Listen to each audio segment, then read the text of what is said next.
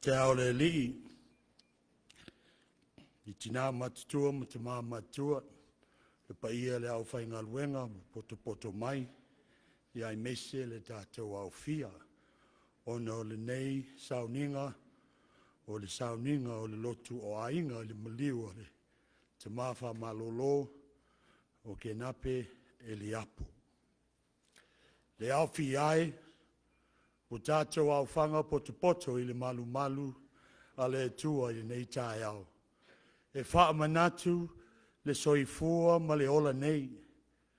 O le olanga ua au mai, mo oe maa uma i tātou uma. O le soifuanga ua tātou whewhaso ai, ma isi ai meise o nuu ma atu nuu. O le olanga na avatu e le tua mo i tātou, ma ia tātou maua atili ai lava. Tātou loto whaafetai mo le oli o le olanga nei. O maia se o tātou tāpuai i le tua. A mo ia e wooti, o e wooti o i le lii, o lea lava ua whetalai mai lea nganga, ina ia lātou malolo i a lātou ngā luenga ti ngā. A wafoi o a lātou ngā luenga, e muli a te i lātou. Tātou talo, le tuai le lii o le ola, le ua manu malo i le oti, ma le ua avea ma o mātou so swani i te mi uma o pua ngā. I e wha ma whana i e ua wha noa, ma foa i mailo alofa tu noa, i luma o le oti, ina ia mātou tāpua i atu i la ua fio, i le anganga ma le wha maoni. E ala ia Jesu Kariso, lo mātou alii ma lo mātou whaola. Amen. O la tātou pepese i le pese fitus full fitu. A fio maia Jesu e ina, fio mai. O anau te leia, te oe o mato loto ne. Jesu e na, o e o lo matofa moi le faula o le la no langine ia pule pe amai se ia so tunu e oli te le ai mato a fio mai e pu le ai lo to uma ne e fa umai le fa vai mai se se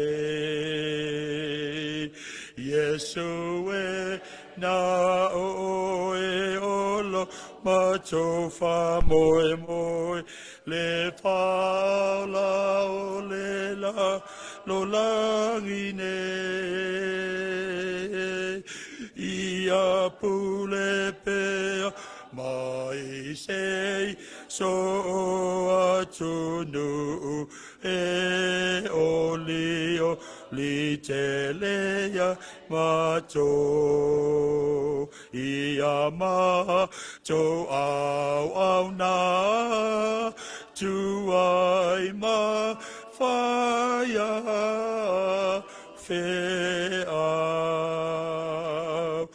ia tu puva velo malo ia tu putala la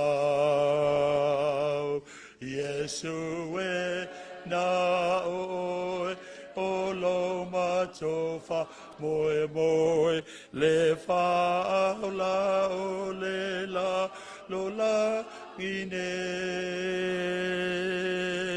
ia tu le pea mai se ia so tu nu e oli te le ai mato Yesu e na o e o lo mato fa moe moe le fa la o le la lo la ine ia pule pea mai se ia so tunu e oli te lea mato.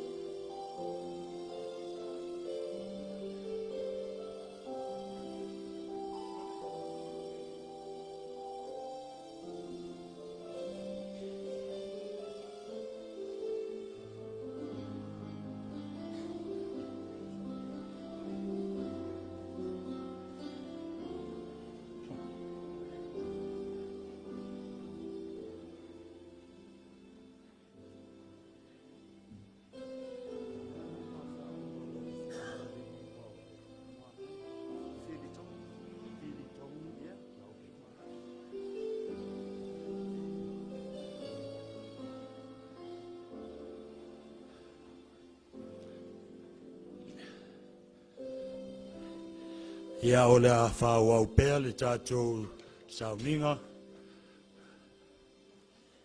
O le Jamie nei o la tūla I mai le sunga le whawhengainga. Ia moa vai, Filitongi, mo le tātou talosanga le nei tai au.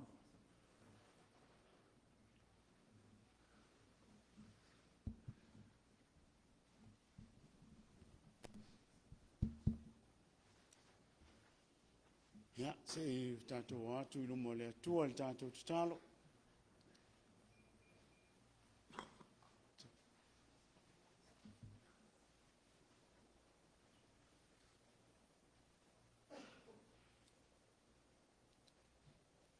Tātou ifo mo tatalo I le atua. Le atua tol taspa ia e. O le tamalawa oe o le whaavavau. o le ali o le file mu.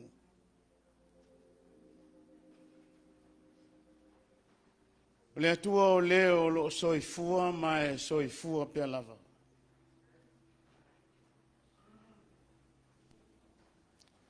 O le atua lau fio o le na whaia I mātou. I lou lava whātua sa paia.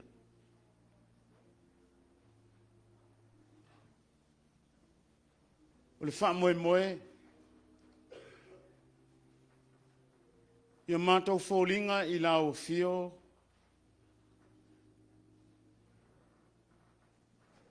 Ia mātou winga. Ia le lei tu lilo whaleanganga. E tuina I mātou le lalolangi nei. Ina ia mātou ngalua e ina.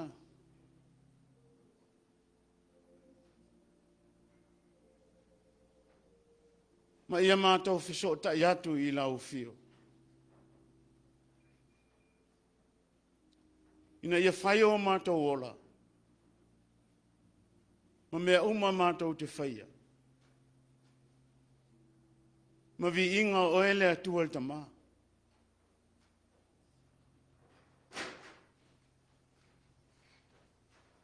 Ne whaia I mātou. I loa lofa tele. Ma le wha moe moe. E te tausia I mātou I o mātou o sa uma. Hai whai lau fio mō mātou ta mai e whaavavau.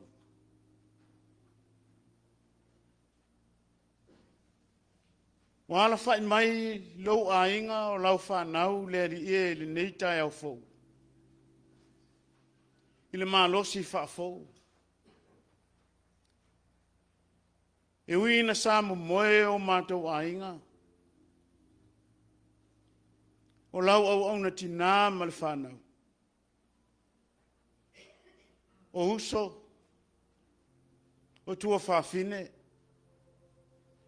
o I mātou uma, ua mawhai o na mātou o mai. Se o mātou mafuta whaatasi mai lea li e. E mori mawina, le soifua ma le ola o lau au auna. A o soifua maola I le olanga nei. A le o mātou o mai le ali e ui na loto. Mama tui tui ti ngā o le oti. Ai mātou tali tonu o. E te leo tu ulafo ina lava I mātou lau whanau. Lea ua mauaile ma losi whaafou e whaaua wailo mātou ola. A ngai I luma. A wā o loloto ti ngāma maftianga o le ola nei. E whea ngai ma lau whanau. I oe lea li e. E te loto lotoi whaatase I lava ma lau fio. Ona o loa lofa tele. Ia te I mātou lau whanau. Leo o mātou sua I mai ai. O le wha moe moe o le āmataina. O toe sauninga o lau au auna. I leo langa nei. Ai o mātou o mai ma le wha moe moe le li e. O I mātou o tangata umatua tumu I le vai. Ona o ti ngā ma maftianga le ola ai mai se lava. I lau au auna tina I atun whai. Ai mai se o sia la whanau. Tai nane. Ia uso. Stua fine. Maa lātou whanau. Ai mātou uma foi le li e mātou te fiso tai whatas. O mātou ainga, o e pele. O le wha moe moe le ali e puno no wai o mātou ulu, ai wha e o mātou nganga. Ina o mātou talitonu ina. O loo soifua la o fio. O le si la fia mea uma. O le fio I mea uma. Whaftai le atua. Una ole soifua ma le ola. Na e tuina I lau au na. Mai lona tama I titi se yo ina ngoto le la o le soifua I le olanga nei. O au whaamanuianga na e whaamanui ai. I le ola au natu. Au le avea foi mau au na le ali na te fola matala I atu lo finangalo. Na moli mawina ai le matango fie o lau fio. I lona soifua fa au na. O mea le tele umwhai ona tō sina I nai. Loto I la tō o na moli mau ma vaavai o na whaalongo I lona o mai. E uina o I mato uma o au na le li E talitonu ma le loto ato toa. E ese mea lofa. Wa e foa I mai a te I mātou. A o lau au na nei le ali Na wa ai le mātango fie o lau fio. Mailo na soifua atoa se I o. Ina wha malolo ina mai au fi au mau ngā luenga. I lona soifua ngā lue. Se I o lava. Ina wa e vala awina o ia. Wha manava na fi au mana ngā luenga. Ai toi fo I atu I o ao le lei. Whaftai ai I mātou le ali O mātou ainga. O lau whanau o na. Na mawhai ona, mōri mawina lea mātango fie. Ona o lo wanga le reina e whao ngai na ai lau au na e whai mau ave whiau. A le mōri maufoi. O le soifua ma le ola I lātou o ua tuina atu. I le wha moe. Ma le nganga e wha lango atu I lo wha sino mai.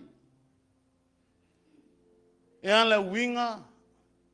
Ma mionga sa ia ola ma soifua ai.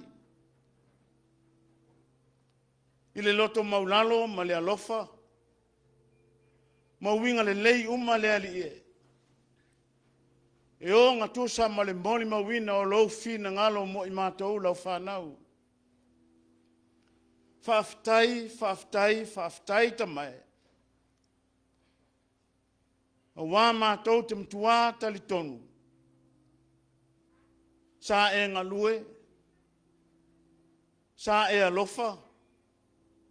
Sa e whatasi ma lau au na o soifua mola. Whaftai il malosi. Whaftai I aso sa e fua ina I ateia. Wa ua tele I aso ma ia tausanga leli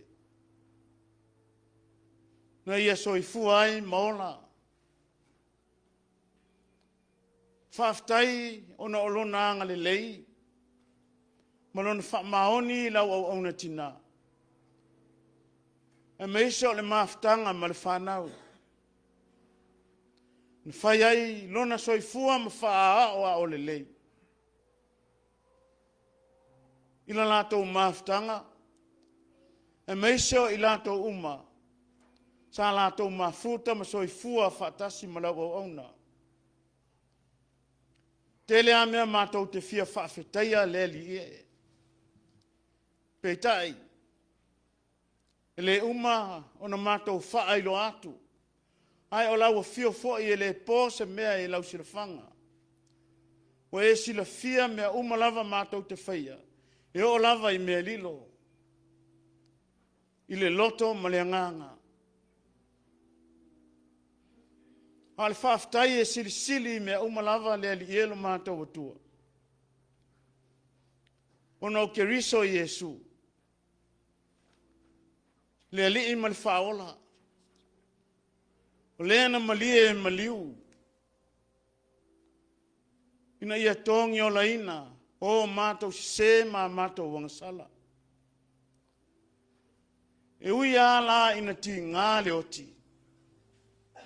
Mama tui tui le ali e maftanga mo tisia. Ai oli sanga yo mātou loto. E leo ole muta anga lea. Wa o lea ua talitonu ma whātua i la o fio. O la le apostolo o le oti o lona manuia lea. O lona manuia lea wai le o lava le oti a te ia e whaavavau. Ai ola e whaavavau. O le ato anga le nao lo mātou ola au auna. Ina o mātou loa ma le mautinoa. E lei u vale lo mātou ola muli muli i la o fio. O i lato umalava e soi fua whaapea leali e. Whaavai lunga le taitonu mal whaatuatua ato atoa i la o fio. O le o whaola ina i mātou. O lo lato i unga fo i lea. Lato te ola pea. Maola pea. Maola pea e whaavavau lava. Hai panga i mātou leali e. O mātou loa mea e au ina o mātou whai. O mātou loa mea mātou te lelei ai. O mea e manui ai i mātou, peitai. O lo o mātou loto atu pea e whaia leleanga. Se maanga sala, o lo o mātou o whaia pea i o mātou asa uma. Lo mātou te tālo. Whamangalo i mātou uma.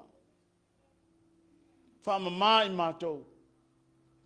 Ina ia mwhaia na mātou loa le mātou o fie o lau fio. Malou wanga le lei umatua tele lava. Le maftanga la o auna maltina. Wani fe ese inga leli e. Ia maua. Le ola whaama maina. Le vāma le whanau. Le vāma nisi o lau whanau e. Sa mafuta maola whatasi i lau whiau ma lau ngā ruenga. O ainga. Wa tēne ni wse ai o mātou langona. E ese o mātou manatu. E tupu ai le wheitangai. Le whemisai. Le whevai ai. Ai ala mātou te tālo leali e. Na e whetale manino. Stasi o uso i titi mātou te whaia i ai o oe lava lea. Mātou te tonu ai e ao ina wha maina i mātou ino mātou vā maleisi i le tasi. Na iwa mātou loa ma le mautinoa. Ono mātou ino ma le leta lia ina o nisi o mātou uso. Ono mātou leta lia lava lea o lau fio lea li e. O ani wha le tonu o lau au aunai au soifua. I le ola nei. Ta mai. O mai alo to fau ia i lato uma lava. O lo soifua maola. Ina iam whai o na mātou wola ili nei o langa. E ala i mea mātou te whaatino ina i o mātou vātu no nofo. O uso tua whawhine o tua ngane. O whanau o mātou ainga o ai lava. E o lo soifua maola i o mātou tawhatafa. Ia mawhai ona mori mau ina ailo mātango fie. Ma loa lofa o loo tau wha ailo mai a te i mātou i lona tā ua. I lo mātou wola ai le o langa nei. Mātou tālo le ali e. A o mai tu aso whape nei o le ola. O na tu tumu lea o mātou loto i pole vale ma le atu o tu vale. O na whebe mea i lea. E ngau i foi o mātou nganga le li e na ua lei loa. Po ai e sulfa i ai. Halo soi fua lau fio. O le ali i o wha mawhan whananga. O e lava o lo mātou wha moe moe. O le papa mātou te lafi ai. O le olo fo i mātou te malu ai. Sila alo whane i lau o auna tina mal whanau. O ania mātou wha mawhan whananga, o ania mātou tala le ali e. E tu ina atu ia te ilatou. Le ali e mātou tai tonu o lau o fio lava o iai le ami o tonu. O lau o fio o iai le ola. So sei tu aso e te mānawa inai. Soifua lilo le ali e mawhai ai o na ola le tangata i tutonu. Le nā fo ilo mātou wha lata atu. Ina ia aua nei e tu ua lau au na tina ma le whanau. E le whaingo fie. E le whaingo fie le li e. Hai whaingo fie mea uma. Na ua mātou mauti noa. Ua e mā futaina i lātou. Whaamawhan whanatu. Il tua fine ia sarai. O uso. O lātou whanau. Pele pea i loto, manganga. O maftanga wha uso matua whafine. O mātua mwhanau leli e. O maftanga o mawhana whana maulu ulu mamau i le alofa. A o ina motsia. Una sa ia leo lātou whatu. Tamae. Ia e lofangia. O matua wha mawhana whana ia te i lātou. Awal tu ua i lātou. A ia mawhutaina e lu nganga ma lu wanga le lei. Whamatala o pulilo lau fio ia te i lātou. E uina o mātou wha longo so o lea li e. I wha mawhana whana mai au a fio ngapa ia. Ai vai pea i mātou. A olo mātou vai. I mawhai ai ona mātou wha lango atu. I lau fio e tupu ai pea lo mātou malosi. Wha manuia i lau o auna. Tama, Toeaina. Le ekalesia. Ona ole maftanga sa lata wosiosia i tonu ole nei ai. Ole nei ai. Mātou te tonu le li e. O lau fio lava. E au maia mea sili. A wai le fau le oti a te i mātou. Wha mawhana whana maanga le lei mai. I o mātou a inga. O wō mai masani o ena malanga mamau mai. A vea iero mātou tumu mai le li e le nei aso. E whai mawai la au ma wha mawhana whananga. Le tina ma le whanau. O uso tu whawhine ma ainga. Na walato moli mawina le li e. Le mawhana whana o lau fio e ala ia i lato umalava. Oe umawhai o na poto mai. Ina ia whaaloto teleina ma wha oli ina. I le mātango fio o lau fio. I le ola fsota i whatasi.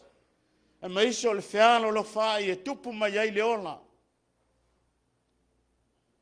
A le ola e mawhai ai o na whaau au lo mātou ola. Au nātu i lau fio. Fa moe moe ngol ne yaso mo na fuafuanga. Fa tasi mai o eta mai. Wa au noa malo fa tasi mai. Ele manuia mea uma mātou te whai, au mea uma mātou te whai. Ia pa iatu I lau fio, sou lava vi inga, ina ia matua vi ia, ma vi ia oe whaavavau. E o lava I tuaso o whaanoanoanga, ia matua vi ia ai oe leali ie. Ia le ngata le ne yaso. Haolona whaaua wina e peo na fuafuaina. O toi taimi o le tamaa, I le whonga ele nei, pe ao ina, whai malanga atu I lunga wala whai ngataha. Ma wina atu, lona tino maliu, stasi o ai, leali ia e mua ma e muli. Pui malu o lato wala, o I lato o o le a malanga atu. Ia wha mau whai ngataha ma pua ngao le ola. Ai atuli loa ina pea e ou lava manuia. E au mai ai le ori sanga ina ua whaai uina. Ta penanga msau ninga uma. Ai moli mawina le matango fia o lau fio. Ma lou loto lotoi whaatasi to tonu o fuafuanga whai. Whamanuia fuafuanga ainga. O lo whenga iai le ali e. Ao whai tu aso e whaamuta ina aila matou maftanga. Mātou taitasi matou e fo iatu I o mātou nofoanga. Ia mātou watu leli ia male oli o lau fio. Le fili mana au. O u whana o lo whape naun ta whana mai. Ina ia whaaleanga ina mwha malepe ina. Se mea o le leimi mātango fie ina ua iloa. O lo soi fua ai lau fio. Me ai e malosi ale mea moni. E sili fo I lau fio leali ie. Awane I lata maindi winga. O mea e ono au mai ai. Le soi fua mata ngao le ti apolo e. Fava ai. Lau whanau o ua poto mai latou te moli mawina. Le sili ese o le maliu o le tangata e. E ami o atua. Ma futa mai lau fio e manuia ai mea uma mātou te whai I ne yaso. Ina ia fo ia tu pēle vi inga ma le wha manu. I lau fio tō taspa ia. O lea te tālo lo mātou te mai. E lātu mea uma le suafa o Yesu. Lo mātou alii ma lo mātou whaola. Amen.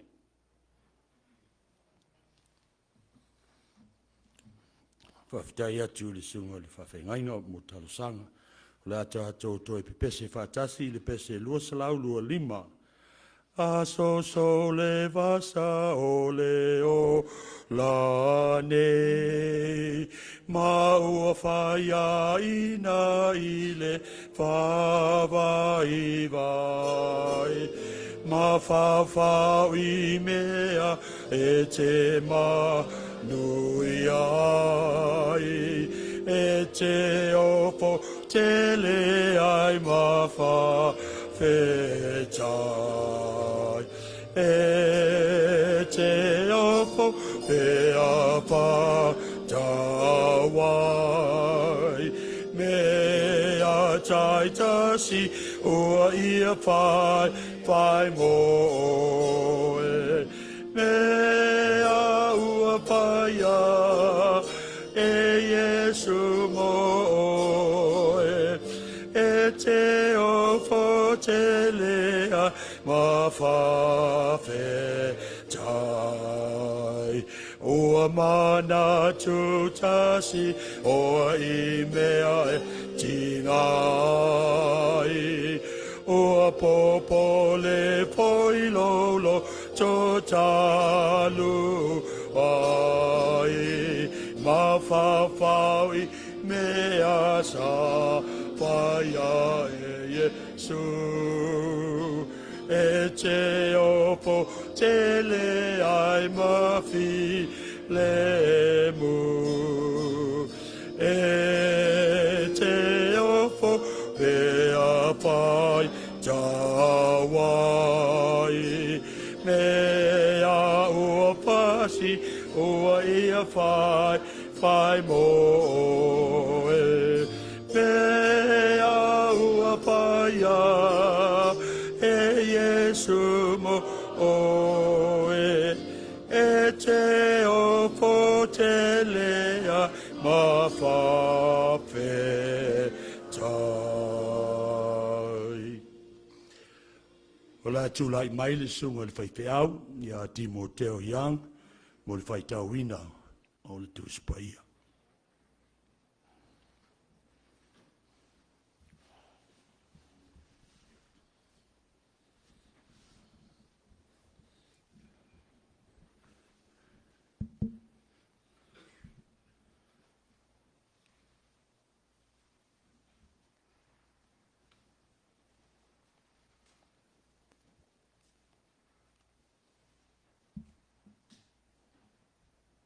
Good morning. Good morning. God is good. And all the time.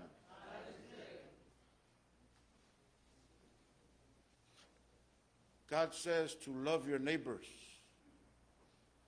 So this is when you turn to your right and you look at that person in the eyes and you say, Jesus loves you, and then shake their hand. Ready? Go. And now turn to the left, and the left person, left neighbor. We're all family.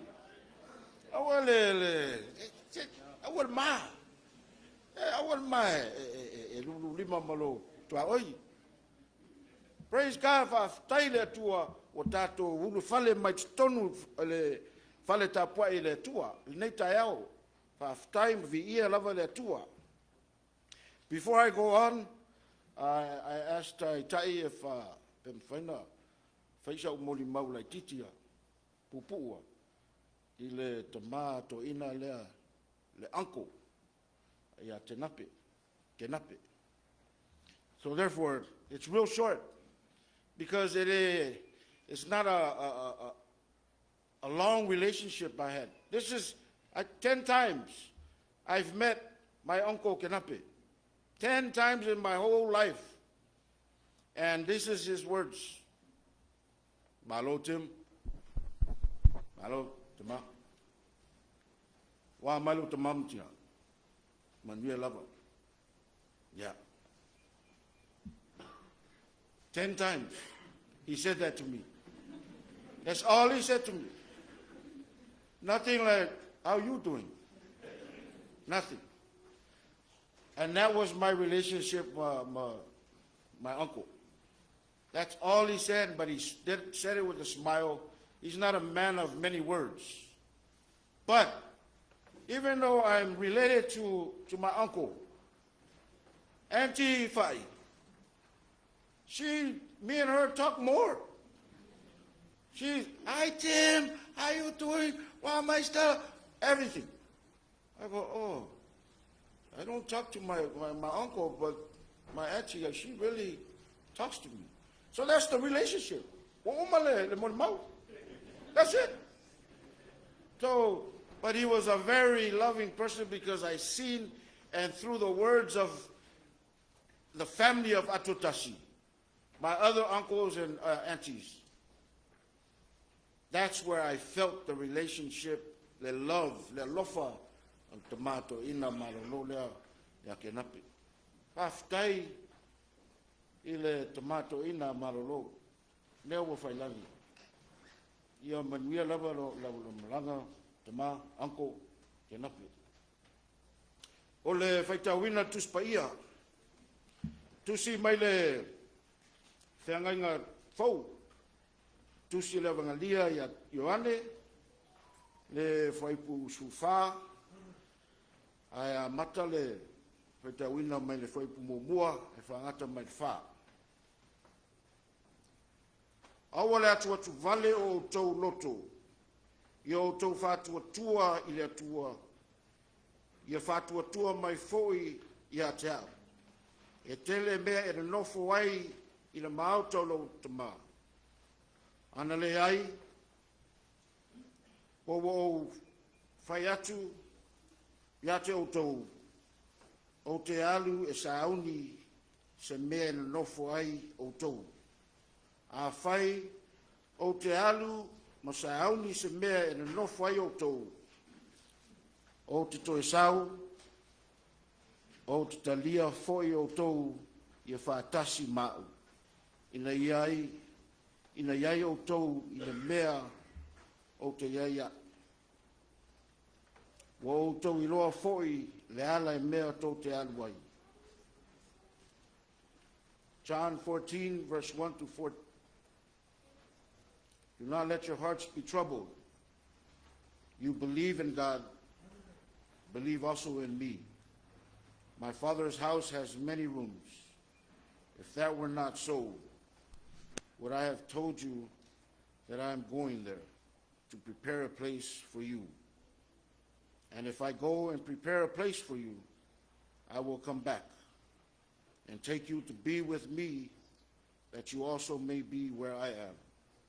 You know the way to the place where I am going. Ia whamanuia mai le tua, e ala tatou whalongolongo, i ngā whiong pa ia.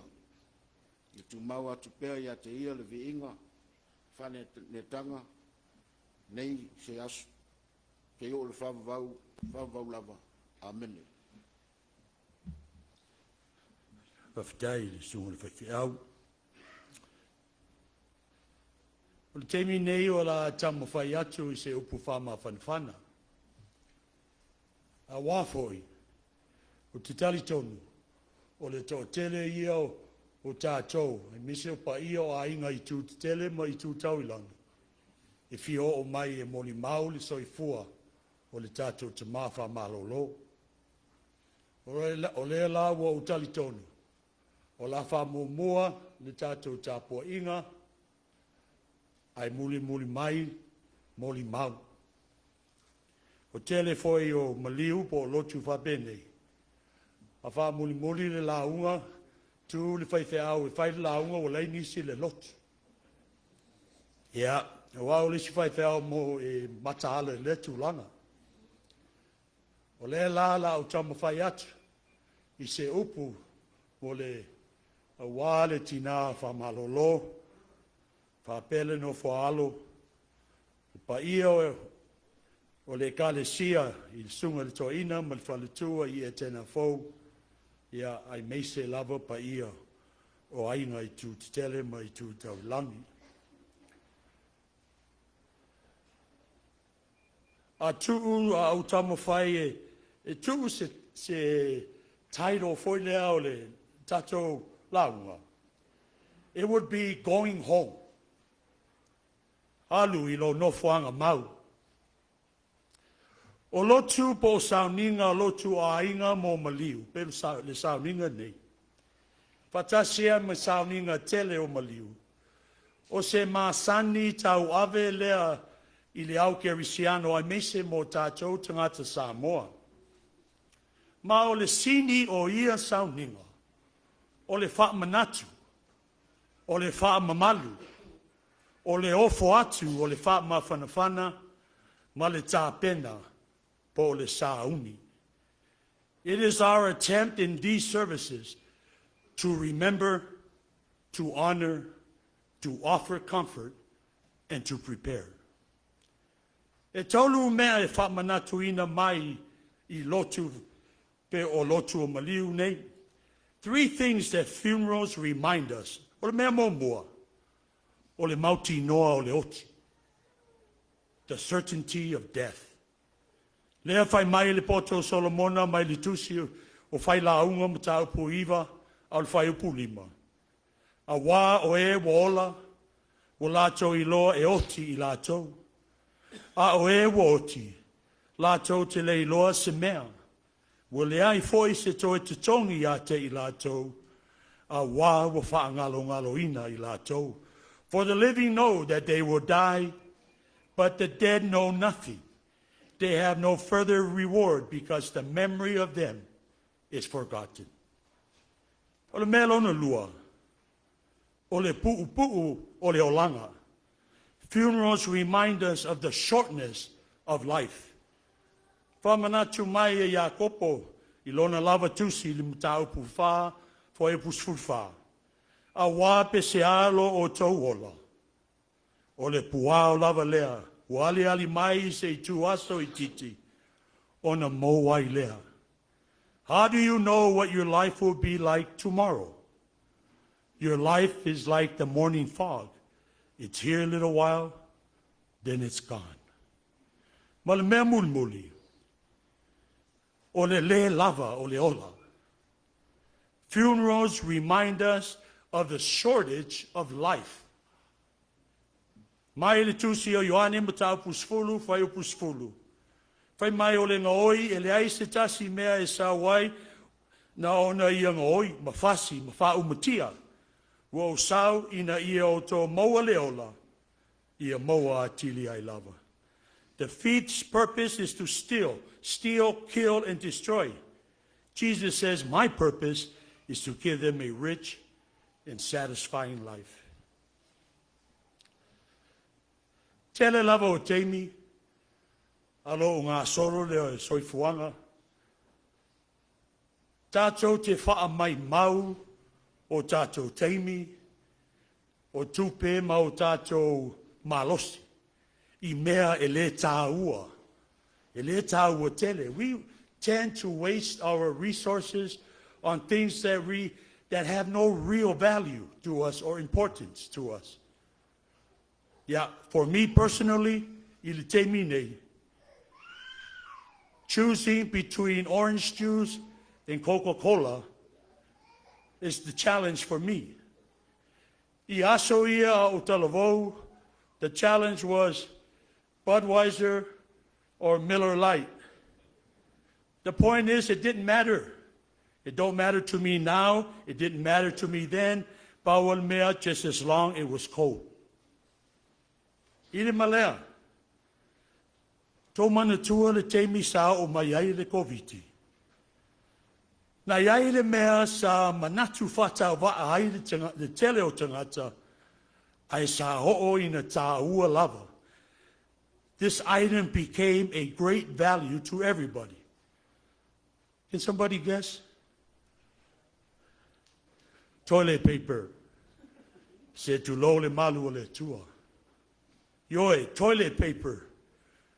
O tau sila fia le tūlanga sa ho'o ai tangata I Amerika nei. I le whaato a oso mai o le COVID.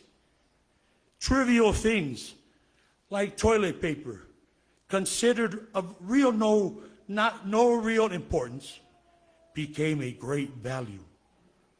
O mea sa le tāua, ai wa tāua le teimi nei. O le whamanatu la ma le whamalosi. Mana tua I tātou, o loo iai le malosi, ma le mana I le whaatulanga ina, te tau o mea o lo soifua, ma lo foiola. Yes, there is power in prioritizing.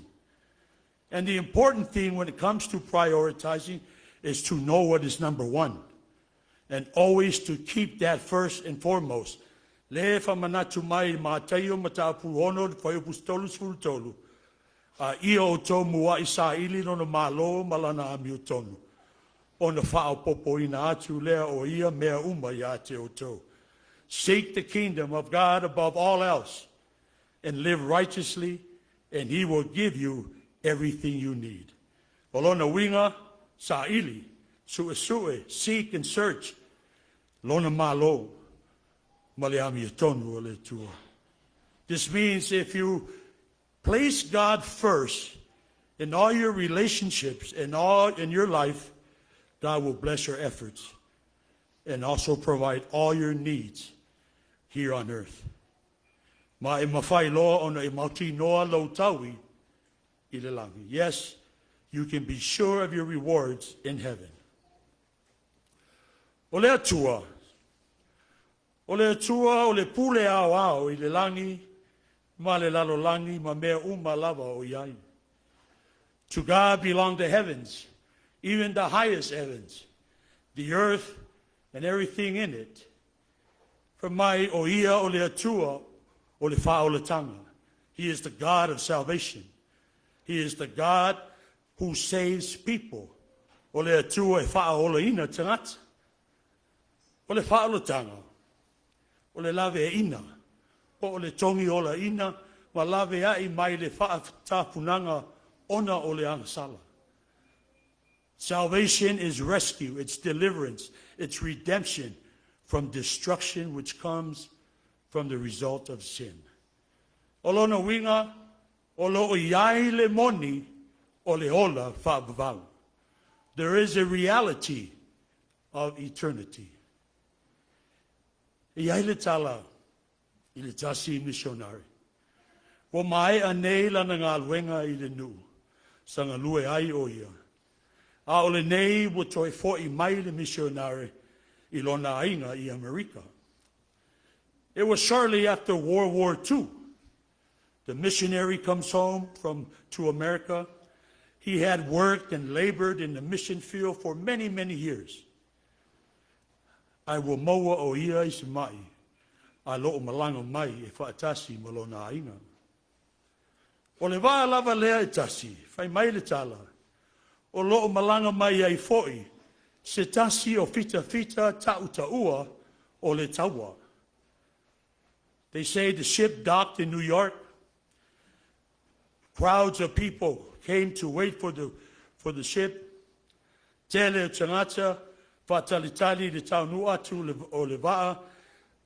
Au tele foi na atu e waa vaai ma alanga fia. Mo le fita nei. The crowds turned out to cheer for the war hero. No one was waiting for the missionary. And as the missionary departed the ship, o te ia le missionary, o iai le leo le musuane lo le telinga. Whapere musunga le leo le. So le, vai oi, o feo o iai loa li. Look how the Lord has let you down. O nei tau sanga e tele sa inga lue ma losi ai, o whaia uma mea na wala au inai o e loa li. There's not even one person to welcome you home. E le ai ma se tasi. Ia, o le musunga o le satani. Ia wa amata o na lamonda le missionary. Le whaano noa, wa le nau tai. Na I ofo ina atu lona soifua atoa, mo lona ola, I le atua, a le ai sona taui. He began to feel sorry for himself because he devoted and committed, dedicated his entire life to God for what? No reward?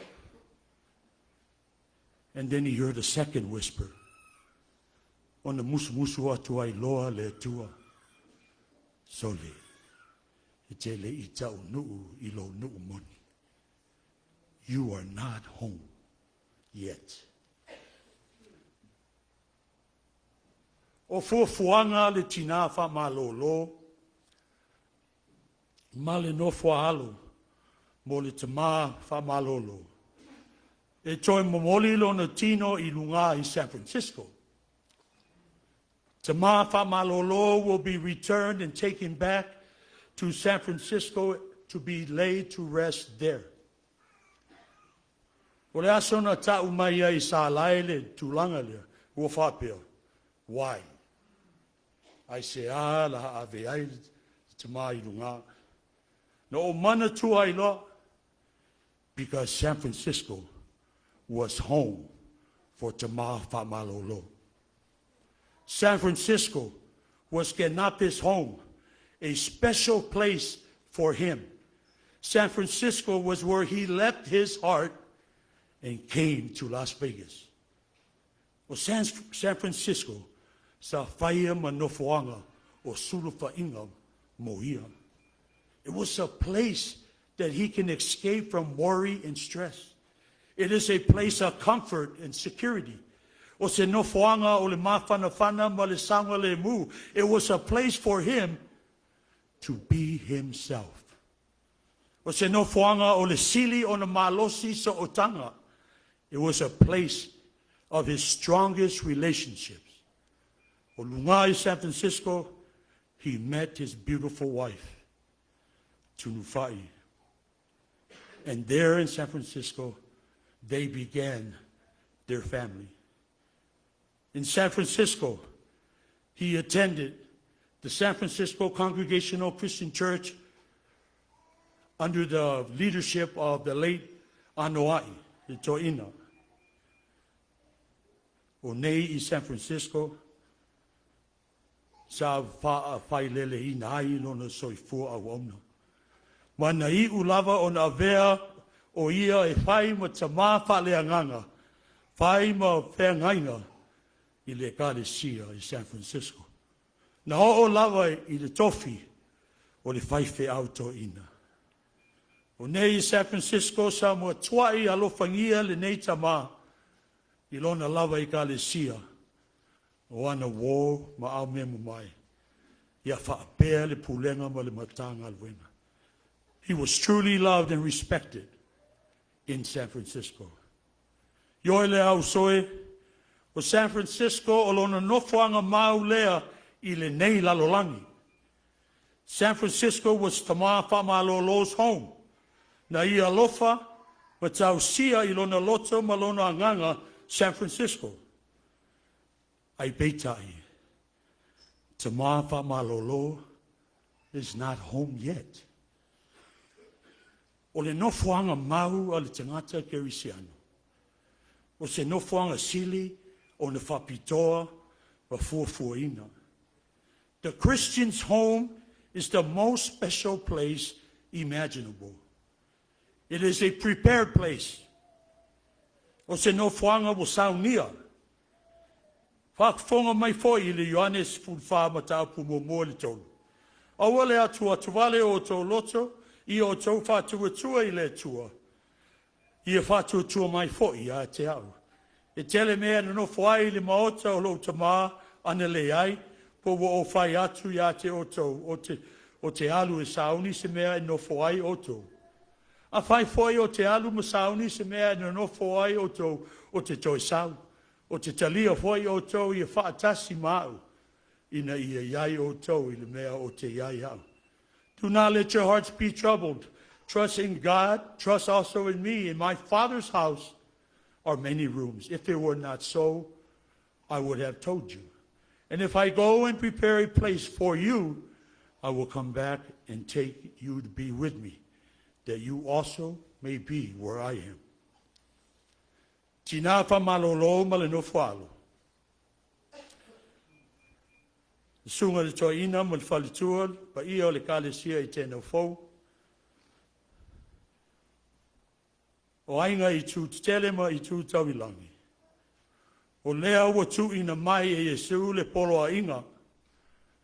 Aua le atu vale o tau loto. Ia whatuatua I le tua. Whatuatua mai foi ia te au. These words were originally for Jesus' disciples, but they are also for you and me.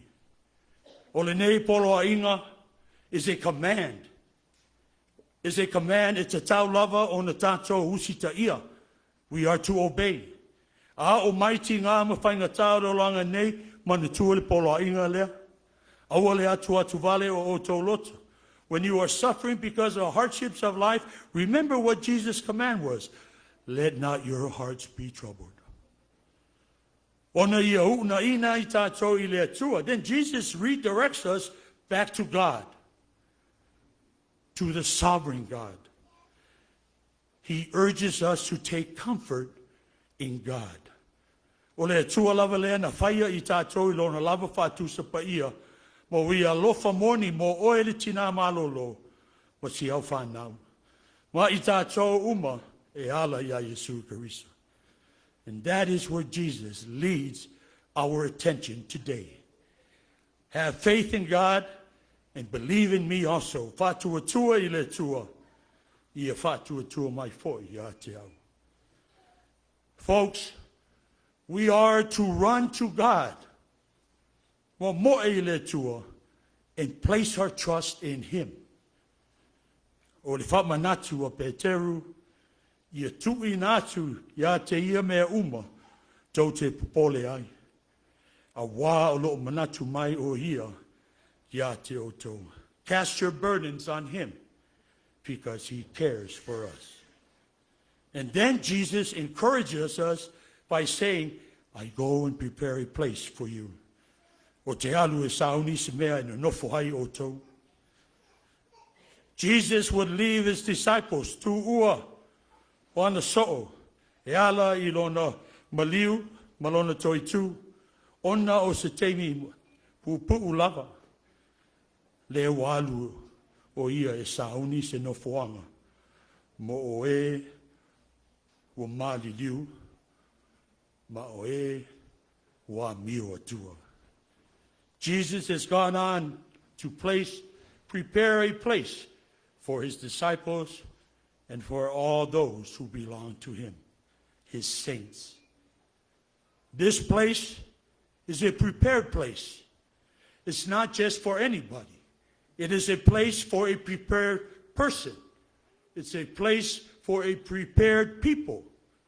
And a prepared person is one who has accepted Jesus as Lord and Savior and has trusted Jesus to be in full control of his or her life while living here on earth. It was prepared by the best for the best.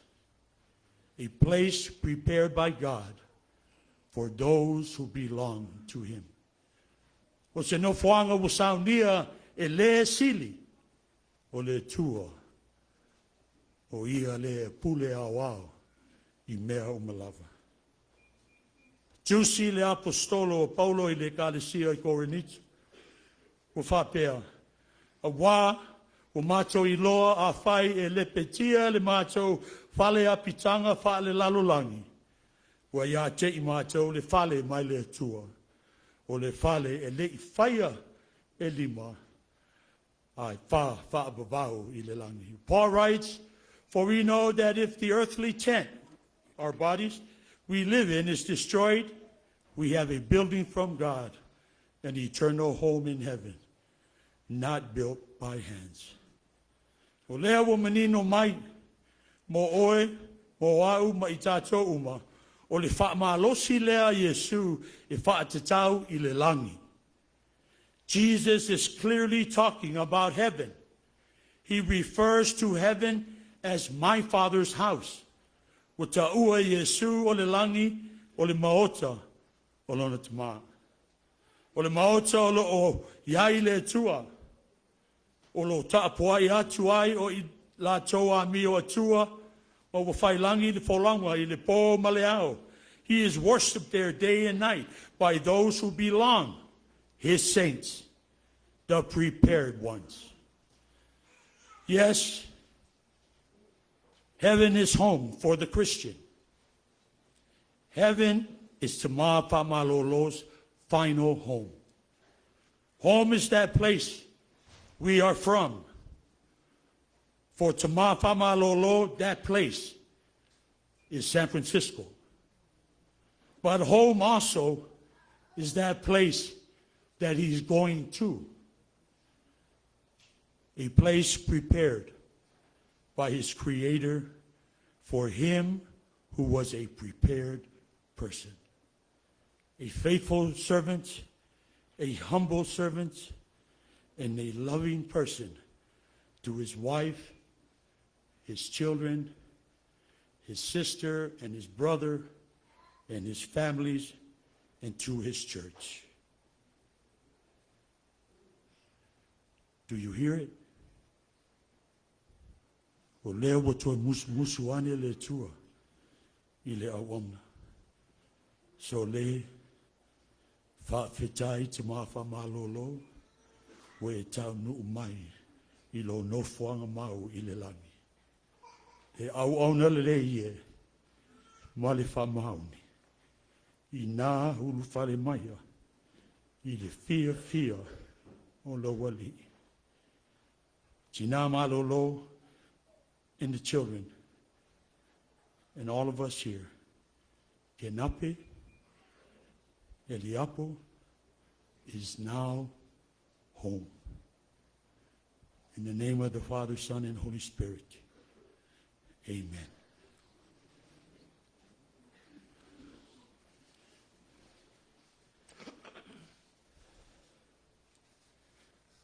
Yeah. O le teimi nei, o le atu le avanoa, mo moli mau. E le ai foi se fa tūlanga ina o moli mau. O lona winga la e pulea, le ngau le taitai i le lotu.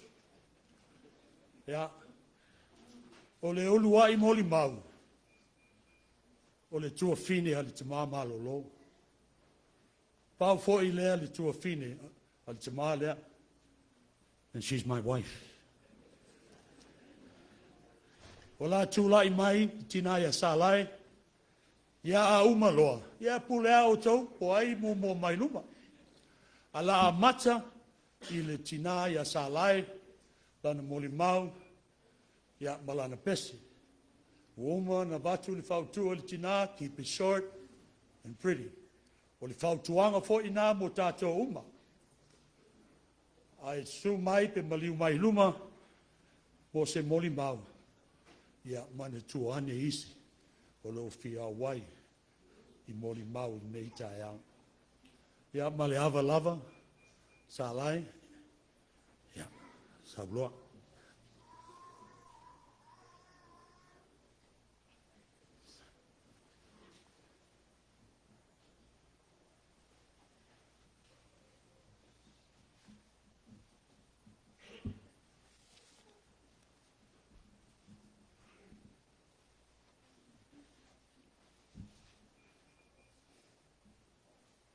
E whaasanga e o matai maunga.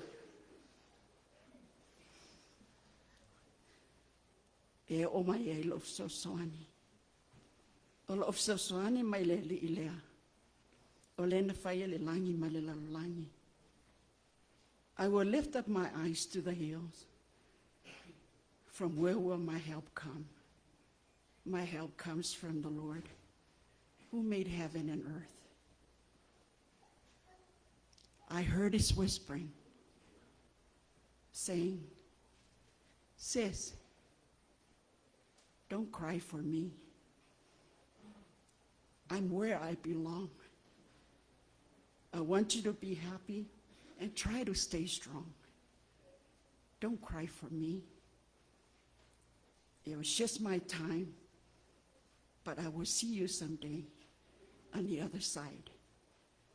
Please don't cry for me. I am not alone. The angels are with me to welcome me home. Don't cry for me. I have no fears. All my pains is gone, and Jesus took my tears. Don't cry for me. This is not the end. I'll be waiting for you when we meet again. E mua ona si le vi inga ma le whaaftai le atua. Ona olo nā lofa, ma lona silisili ese, ua tātou mauai nei, aso fōu. O le nei asa o whaapitoa mo sa ninga whala inga, o le tuangane, a le tamato ina whaamalolo, o Kenape Eliapo. Whaaftai I a inga o tungalua. A inga whai malanga mai I atunu e mamau I Samoa, New Zealand, ma Australia. Ai meise wō mai e wa masani I lo o tau awhiwhio mai. A lo whaftai sili I li tinato ina whaamalolo I atunu whai Eliapo.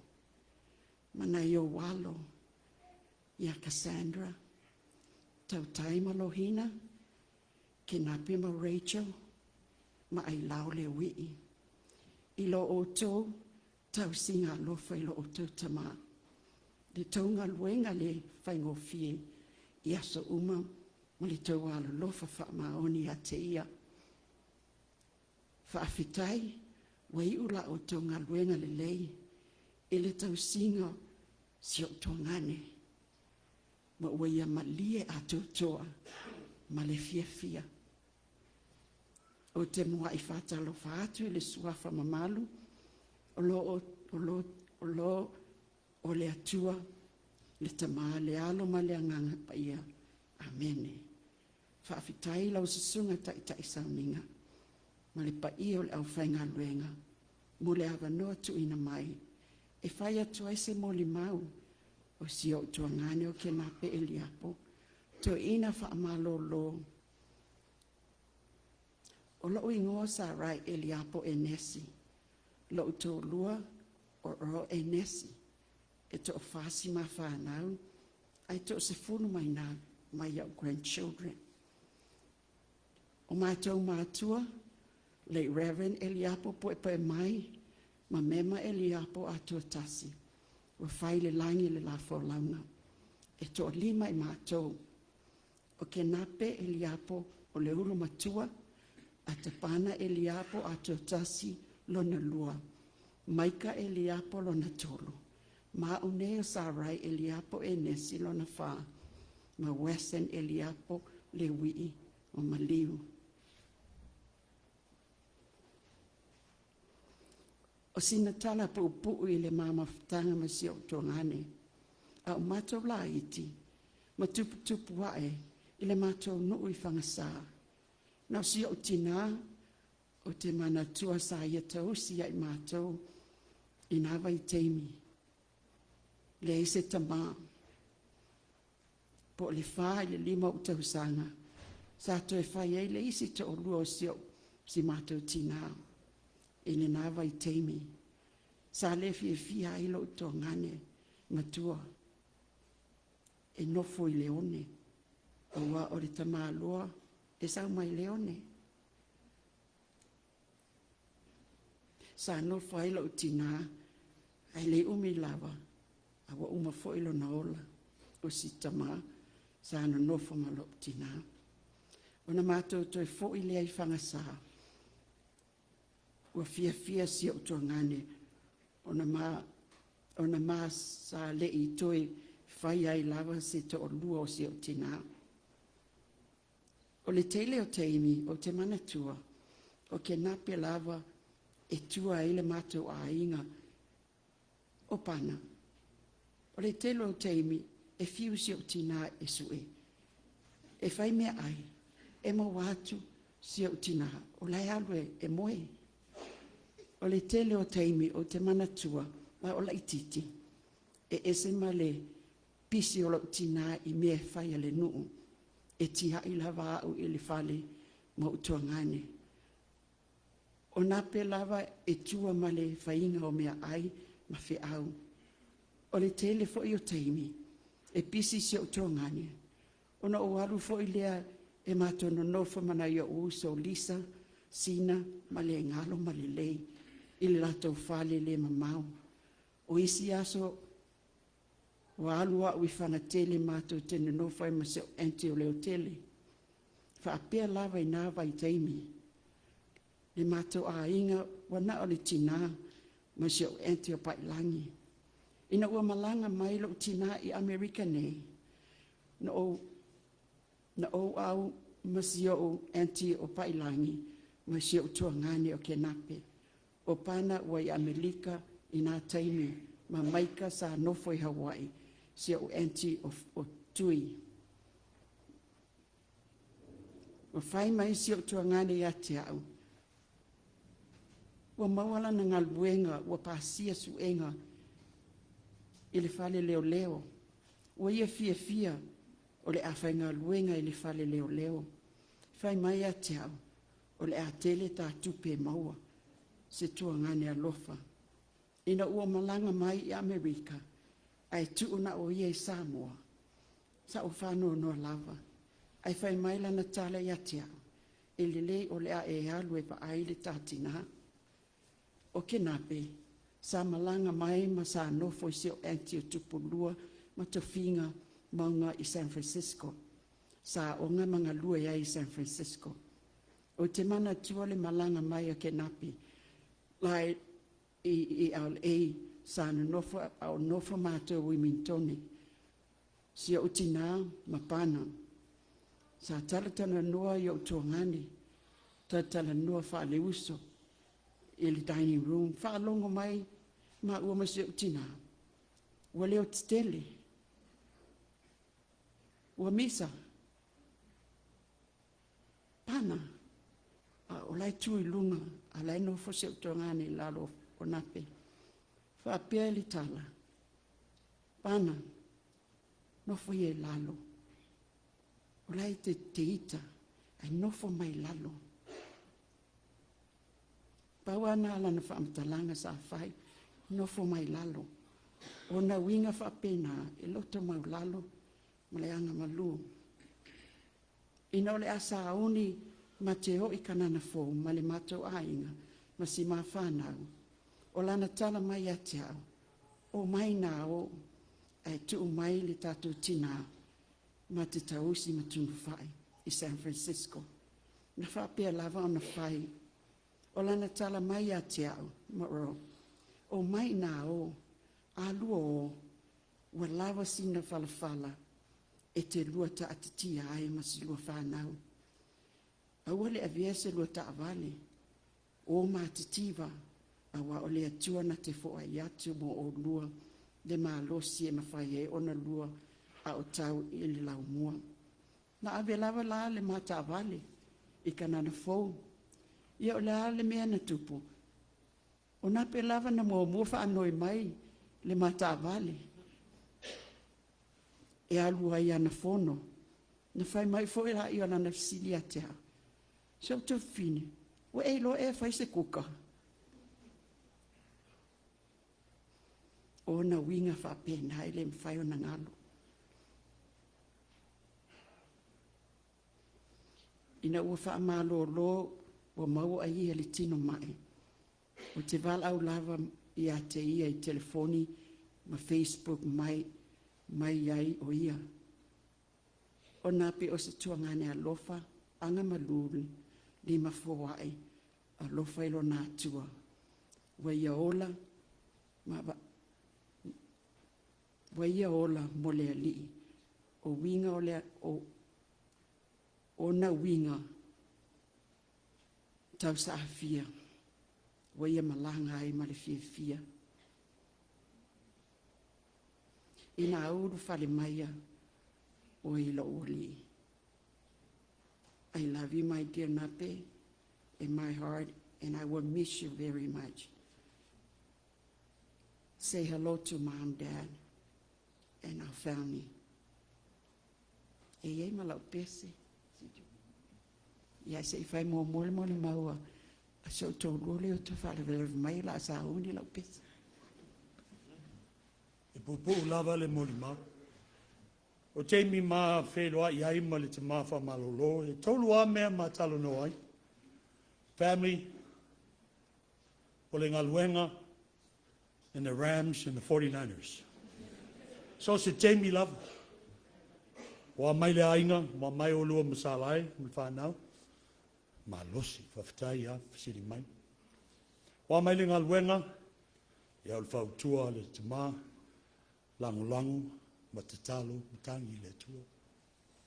E whai mai le poto, ma la te mai, ma le ma losi e whai eni ngaluenga. O le tausanga lena, laki ai le 49ers, o man ma lo le Super Bowl. O lena whai malanga atu le Toeaina ma le ainga. O le e pisi e mātou i le maliu i mātou whansa. Au nā o le Toeaina lava ma Western le whale matamata le tālonga. Ia, bua lo whai so i lo Waterloo. Ona matua i whai Toeaina Western i le nā awhiawhi. Ia, an mesili. Sorry, bro. We just won the Super Bowl.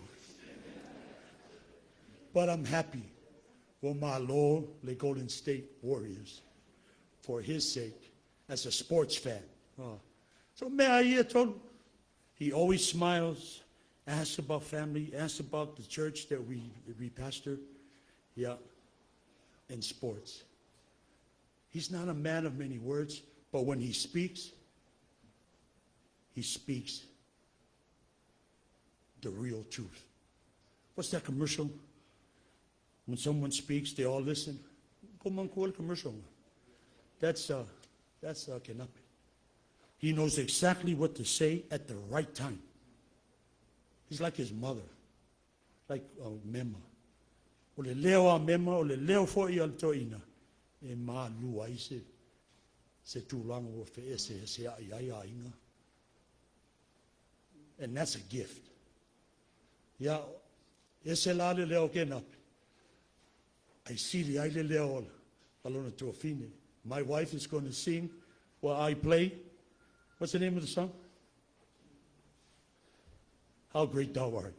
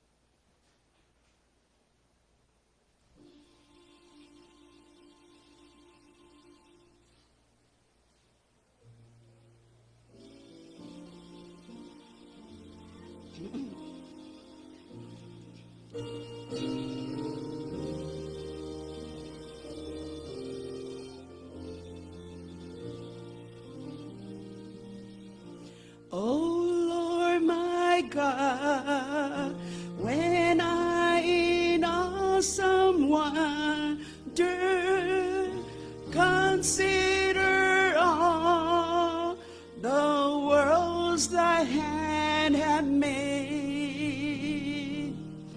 I see the stars, I hear the rolling thunder, a power throughout the universe displayed. Then sing my soul, my Savior God, to thee. How great thou art, how great thou art. Then sings my soul, my Savior God, to thee. How great thou art, how great thou art. Then sings my soul, my Savior God, to thee. How great thou art, how great thou art.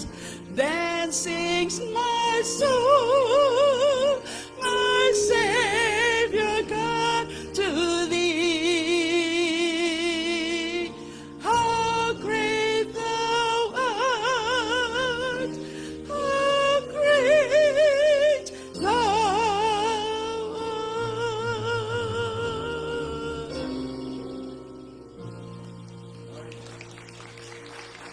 I love you, dear brother. Emmanuel.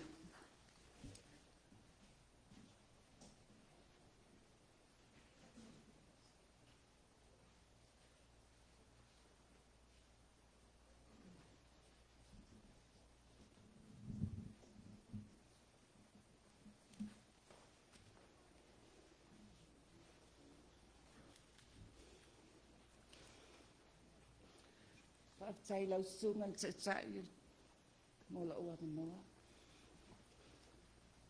E tū lava ai li ai le tō. E maniti fo I tino I pisanga e pei o le upu I atua. A wā ua mamalu tau we e le maota tapu ai o le atua. Sulona au ele sa. Mauta pua whanua. Whaafeloa e maleanganga whaaloalo. Le susui lau sunga le taitai o sauninga ma lau whaitua. Whaapea fo i so si whaafea ngainga mo o tō whaitua. Le pa ia le kala e sia maona tūlanga whaalupelupeina. O tau pa ia mamamalu whaale atu nuu. Pa ia whaale malo. Pa ia fo i whaale tala le lei. O le anu nu atu ia.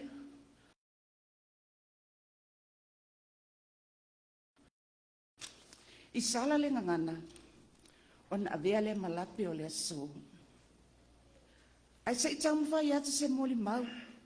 Mole sunga le Toeaina Kenape Eliapo mai. E ngau sia le malo si o toa. E whaawa fo ele mamalu o tupu. Ai ua nao le atua lava. E tu maula na pule i whaabavau.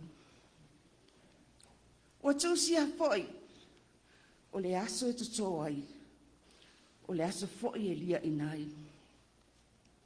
O le aso e lulu ai. O le aso foi e sele ai. O le aso e whanau mai ai. Ma le aso e oti ai. Ma ua na le atua lava. Le atua fofua lava na sila fiana fofua ngalilo. Mo lana whanau. O au o tala le lei whaangi tupola. E tau songa ma matua. Ma le susunga le Toeaina Malolo Kenape Eliapo mai. O lo mātou tupuanga, o le awhionga i a poe mai a pelu, i sa mamea i whangaloa. O le ulu matua, o lo utina o whaangi. So o ai ma le tamafa i au i a Eliapo, o le tamane na le susunga i a Kenape Eliapo poe mai. I lo o langa tupu ai, ai te tono lau ainga sama mea. Ina ua maliu si au tina. Ai fatu a lua o tausanga. O lau o langa. Ma au lo ai ua maliu si au tina moni. Ai ua nao Eliapo ma mema. Fa apea si ala whanau ala aiti lava. O Kenape malo na uso ia atapana. Ma le isi tuangane o lau tina o tauna ola malo na whawhine o whamanino. O mātou i o grandchildren, a poe mai a pelu le nawa i taimi. I lau tupu e pea, sa pea au, o se tina a tausi i a Kenape ma atapana. Fa pea fo i mai si tamaiti na muli mai o le mātou a inga. Sana no fa pea mema masiana whanau i tua le mātou a inga. A o Eliapo. Sa no fo ia pia ma fai ngā luenga i le treasury i le nama i taimi. Ma pēia i loa o au o se tua whawhino Kenape. Mai uma na muli mai. A wā o au lawa i pito i matua i le mātua whanau uma na tutupu mai le ainga i sama mea.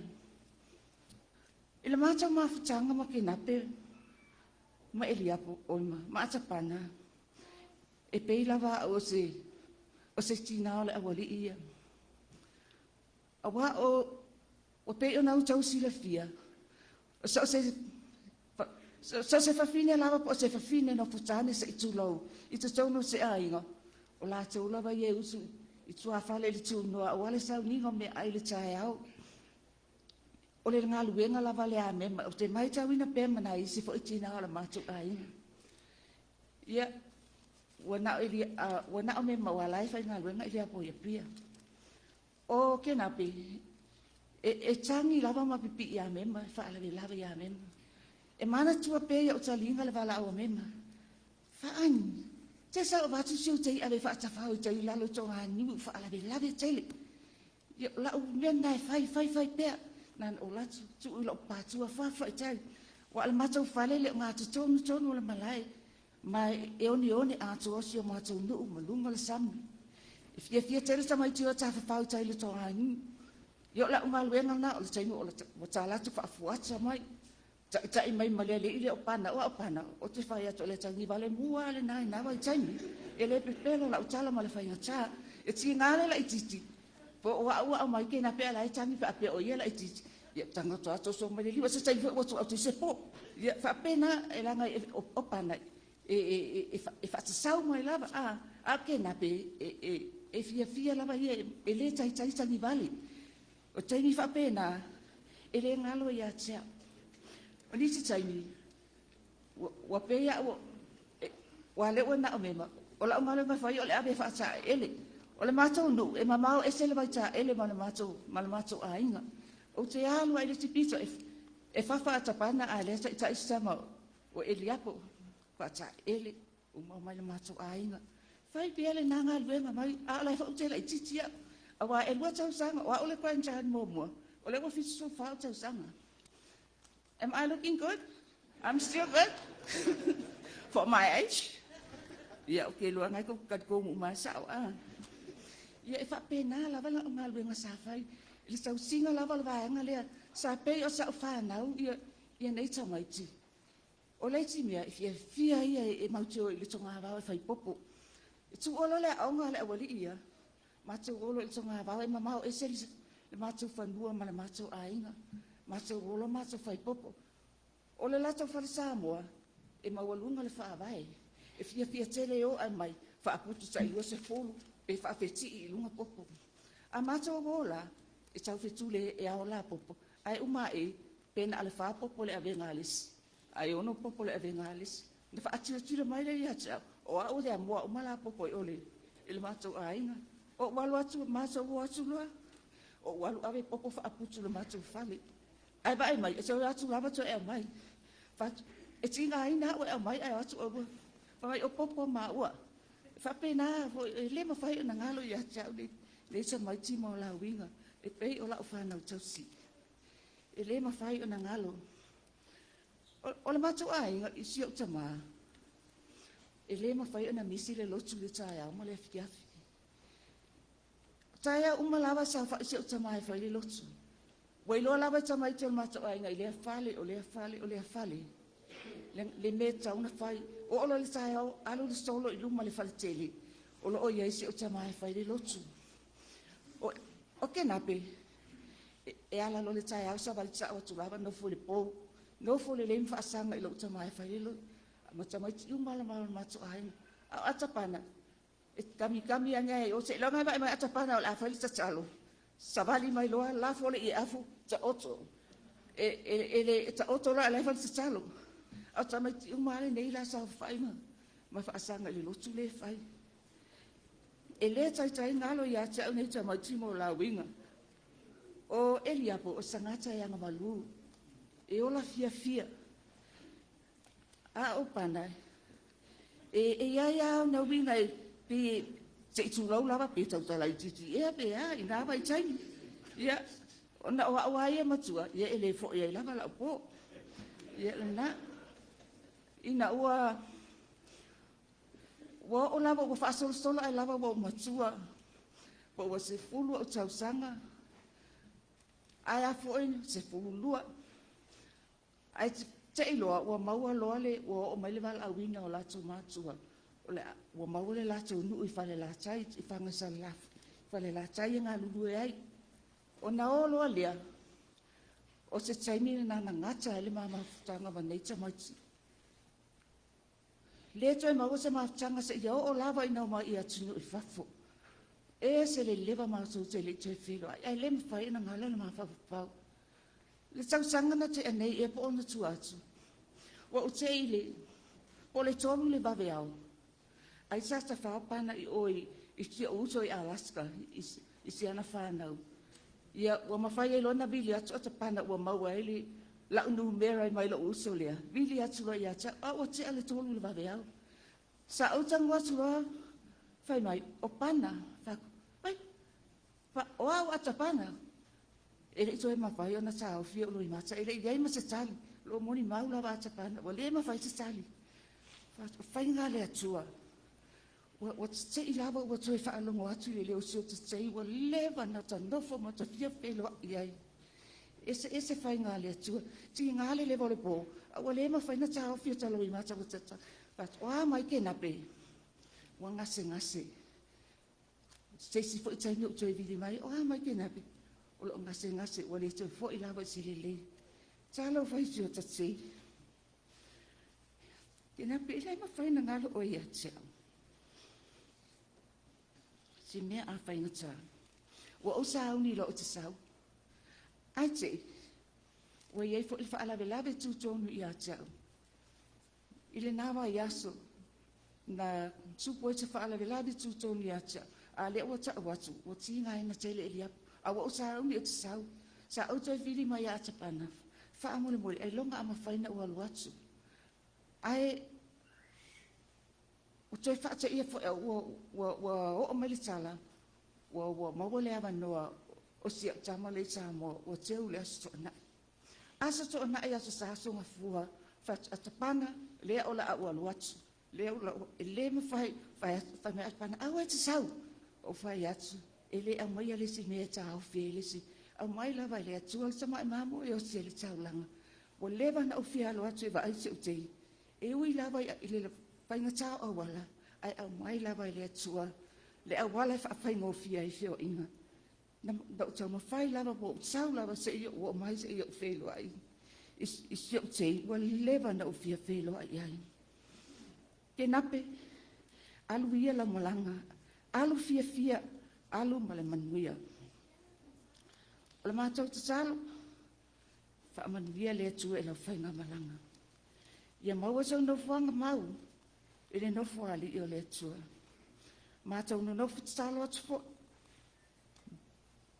awe te popole mai si o to o lua masi au whanau fa manuia le atua e le tina fa avawau fa pere no fualu ia iei pele file mua le atua ia te o tou a la mātou te talo fa manuia le atua e lau sunga le tai o le sauninga ia mawalunga pele au ina le masina molo o rua wala au ina mo le ngaluenga le atua le nei tulangi fa mawhana fo ele anganga le atua le tinalo to mafutia ma le nofo halo ma le maainga na lua manuia le tai o le sauninga manuia le aufia ai ola le au le lofa le tua so I forma ia manuia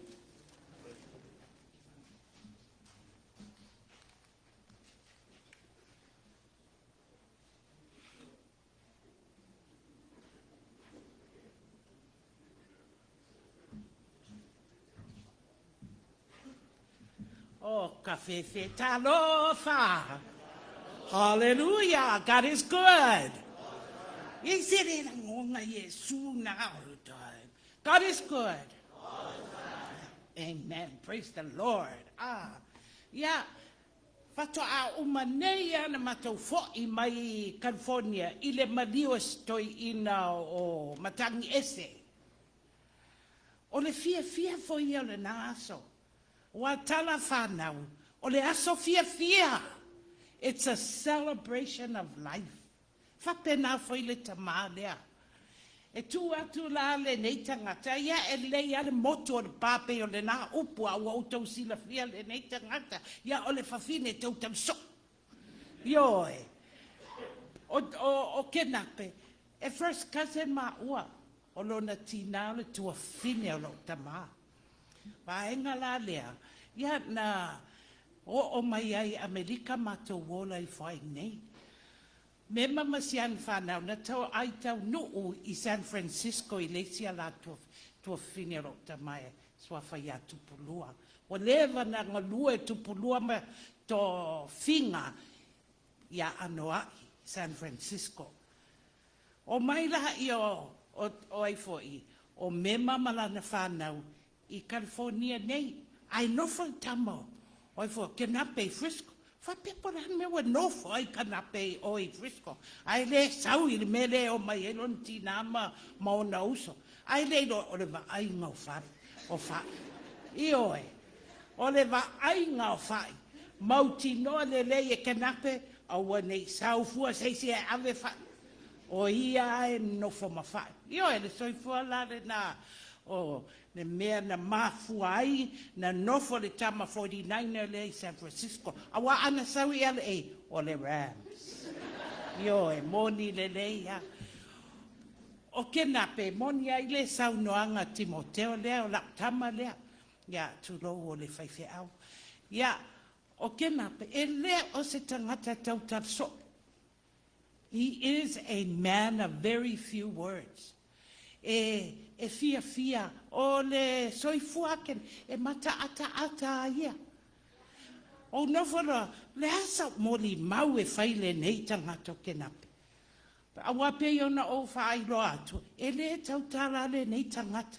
A matala noa foi, e la iti ana ia wha upo tele atala, tu sama o mawhanga o li ila le tautala so. Ioe, a o Kenape e file mua o na winga, moni le lei. So I was thinking, what am I going to say about this? Because I have to say something. O Kenape. E umale soi fua Kenape o au nei le ainga ma le pe ai. Amen? Yes. Mea na mato tele I loai Kenape. E tele na alui o ia ai lau ma le pe ai ma to whae ono ma lato. Ai se hata mato I loi nei. Se ronga me te tele o mato wainga fato a su mai lana sunga. Ma lana masiofo. I a mato. A o le tele o le o langa le nei tangata. O I ma le pe ai, ma le to whae o. E le pepe ratala tina. Moni le rei a ea ma le pe ai. Sao. Ioe. O upo le a fionga pa ia le atu e whapea. Le auna le ie ma le wha maoni. Na e wha maoni me iti. O te tō fia oe e te pule me tele. Ulu fale maia I le fia loweri. Upu o masani. Upu le a fionga pa ia le atu. Ai wha au tūlai. Nanga le tele ni a umoni mau I a Kenape. I le upu fulu ulo. Ioe.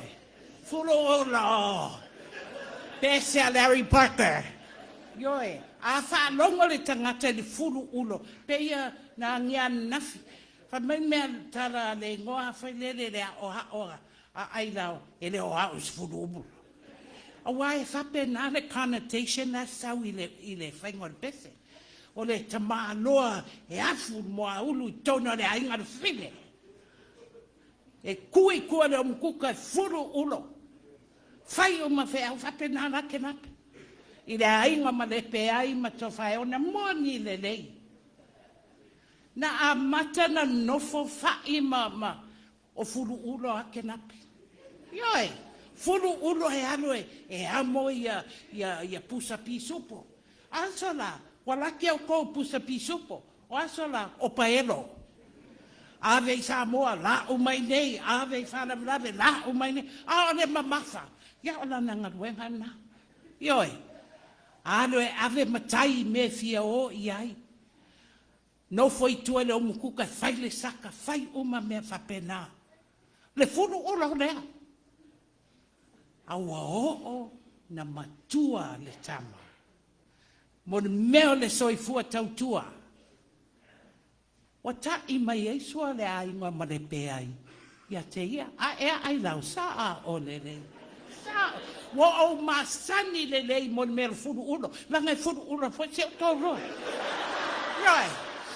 Na furu ula sineito ina se te whana fato a manofo. O le a furu ulo. Rai. Mo le mea le tangata tautua I tono rea. Aia, a tuatasi, au anei tau manatu se mea reanga. Wa tai mai ei sua le a tuatasi I lumo le furu ulo. Ioe, mo le mea le soifua au auna, soifua tautua o mo le tangata. Whapela lea. E le tautala, ai furu ulo. Ai furu ipu mātou whawhine. Furu ula ta māloa. O Kenape. Lona o langa atona. O te komumu ai aso uma ia whanga. Whi Kenape. La foi oi whanapalawe o malepe ai. Oi, e siri foi ai e malepe ai atatou. Ia, le o langa le na o le neitan. E le ngata I lona ola tautua I tono le ainga. whapena foi lana tautua i le ngaluenga le atua. Amen? Ngā hola i fua Kenape o au nei tona le ekalesia a mata i le autala vau whela uai wha tūto no fua toi wha anof koe kape i lalo i a ngofoa a alu e ave tangata mātutua whai o ma whe au so i foi lunga ti akono whai le ngaruenga le ti akono i tono le ekalesia le ngaruenga i le itu i whafo whapena foi le itu alu loi lea o hao alu afu le moa ulu kanana fau e le whai ngofia kanana fau e le ngata le o le afu o le whai ai e tau su e ai a fionga pa su e ai a fionga pa ia le atua ai e o e sasa le vau who does that o aso ana moana ai o e sasa le vau ka le apa sasa le vau mea na wati le au malpoi fontanga le ekalesia o au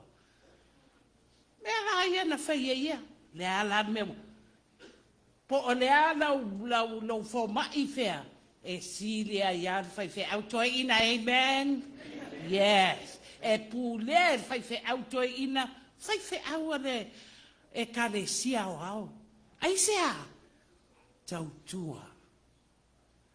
Now, for the younger people, tatou e lema, o soifua lea na o lai Kenape. Tau tue lona ainga ma le pe ai. Ai sao, lea lofa le fine, lea mea nai le sa wai LA, no fue baba ai whai. I Frisco. Tau tue lona ainga, lona lofa i a whai, ai maise o se anu whanau, ma upu a fwai a matau whanau, ai le loa le fefe tōloa. Ioi. Mea ana. No whai a Kenape. That's why, Tim, we hardly see Kenape. A olona nganga atoa, olona ainga atoa tas. Ai, e le mwhai a wai, whai mai a o tau te mālo e pule o tau. E re ai, e pule fine. Kasi ale mwhai a kua maka fine, wawe anga mei, whapea mon mea, tamakwa! Ngā le ke kiare a kou maso, ai, maka o le fine e loa i le mālosi o le ainga. A ea, wa maasani le leise te whanau i maka ia. Karo whai se te whanau kaku karaula. Aua. Me wha atai tātou. But it's the truth. Ah, for real. E le pepero ala ta. O le soi fua le nā Kenape. Whawhetai mara. Whawhetai le ainga ma le pe ai to whae ono. I le toa lofa wha maoni i le nei tangata. Ioe, o le o langa atoa Kenape o lona ainga ma le pe ai. Ai alofa fo i a mātou. Ai, whai mai la upo le a fionga pa ia le. Le au auna wha maoni. Ma le au auna le lei. Na e wha maoni me iti. Alea. O te tōwhia oe e te pule me tele. Ulu whale maia i le fia o lowali. Lea la o umanga ruenga a Kenape. O le a ia ulu whale atu i le fia o lowali. Se te whano o te pole. Au na ma le whamao ni au hale mama ai fua. Po a tala la tau whai mai a oe, a lofa pea oe anu isa e are, whai uma mea le ato atas. Pei fua Kenape, wai ei lau taui. E le ngata o lona ainga, a o lona ngaluenga, lana ngalue wha maoni, i le ngaluenga le atua. O lea, o tau Tama, ia, ngalue pea, manua ao. Oe au na lele ia inga to lua na si ia yo to au to te oe. Tau to ia. Ioe. Kenape ya malo. Mela le nai le te le se mo di mau fale tangata nango Kenape very few words. Nga le atara na ia me fai o fanga sa o ila le mo di mau a si tinale to fin. Kwa I opposite o te fesili so o. Pe e matua whātasi rāinga lea. Wa Kenape ai e fide mu a o whanga li e mate misa so Ranga we're the same. I'll skinga sa like Earl sa uni mai pese la pese. Le la kilia le whane sa pe au pese. Au le pese la au e sau se te whano e kala pese. Le ai au a le kala ula e so la o kou pe au pese. Mea lari nā whaftai atua I a te oe whai tau si le leo si tua ngane I a Kenape whawhetai lea li mo le ola au nau le nei tangata I le ngaruenga le atua whape nā whai le male pe ai te whai ono. Ola o tala no atu le nā I le soi fua le nei tangata file mu o lo fia nei ma ata mai fo I lunga I la moni mau leo whai a te ia. I le suafa Yesu. Amen.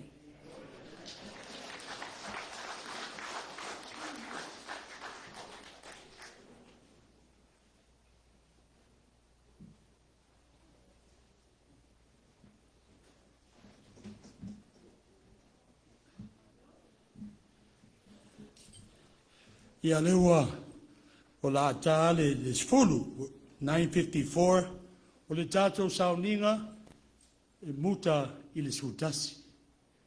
Lona winga la toe dasi le tūlale toe mo moli mau. Ia be o no whautu atu stemi walu. Short and sweet.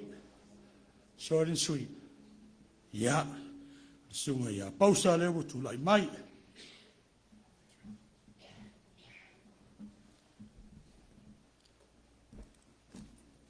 Ia momoli atu le nganga whaaftai le sunga I le taitai mo le nei awa noa whaaulo. Ua maua le au nei. Tau whai atu ai se moli mau pupu. Ia atu lau atu fo I whio mai mana suo. Sunga I Toeaina ma au whai ngā luenga pa ia o le atua mau tau whalitua. Tau nane fo I le lave loa. Ai ngā uma wan whai ona. A whanga poto le nei tai au. Ia pe ona sau noa le sunga I le whaiwhi au. O lo wingo o pausa kai o Thompson. Ia o siu tau lua Meilin. O lo tinala e uso ma le tina tau tai so o le fta umatu no na moli mau. Ia whaia se moli mau le tau sanga e lua festivalu ma le iwa. November mua. Sa o si whea ngai le nei au auna ma se tasio e ka le sia e whakasa I Los Angeles. A ele I a fia le lalo langi le whamai.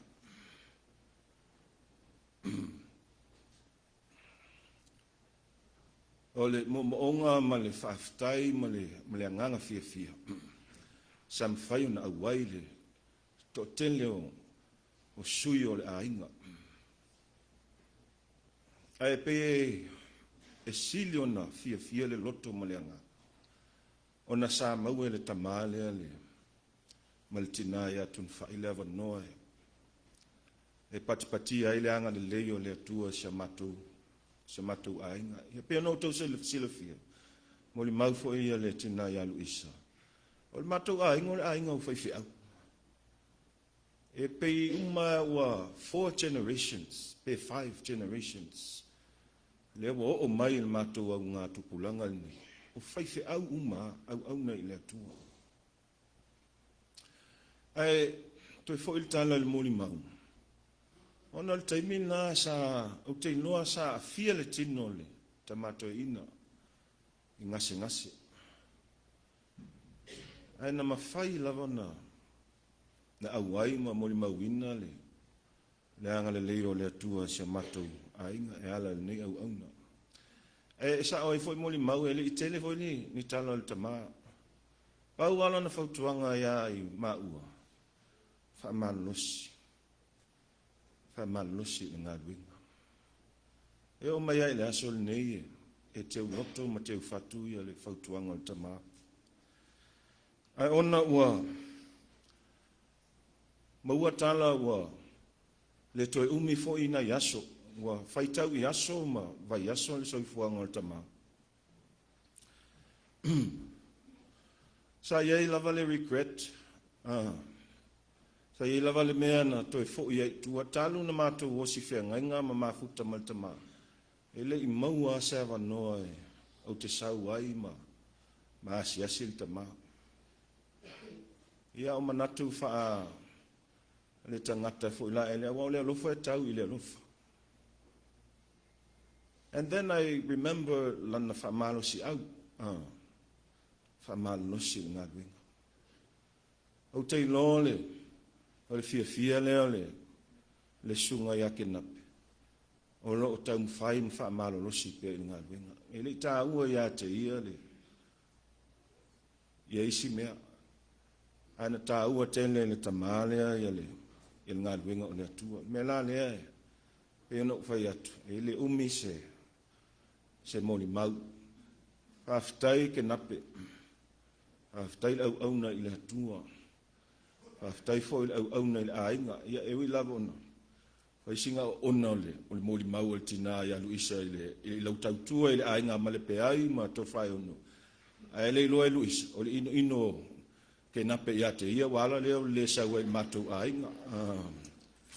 Ai whapena le o le tangata ia e au auna o le Tama le nei o se Tama au auna le lei. Me la leo whaftai ia te o le Tama lau whautuanga e ui lava e lai titi ai maingi e a noa ia le upu. Awana na ia whaatino he lona whamalosi mai e ala leo singa whea ngainga. E ui na mai lona tino a sa maua pia lea wanoa. Tenaya tunwhai, ia manuia, ia whamawhanawhana pia lea nganga o lea tua, ia te oel tina, tai nane fo le whanau, le nei tai ao, pa io a inga ai meso le ka le sia. Ia tafi malalang malanga, Kenape, wheiloa i fia malau matai le langi. Pau leo se mori mau, ia manuia le tatu sauninga whaftai.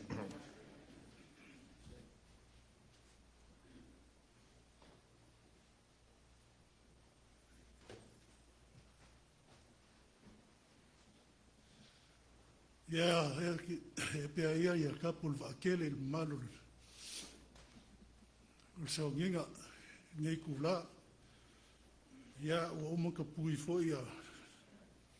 Malu pa ia le kua i sangwanga, pa ia pol manga pa ia. Ia o saungia le sunga te itai nei te au.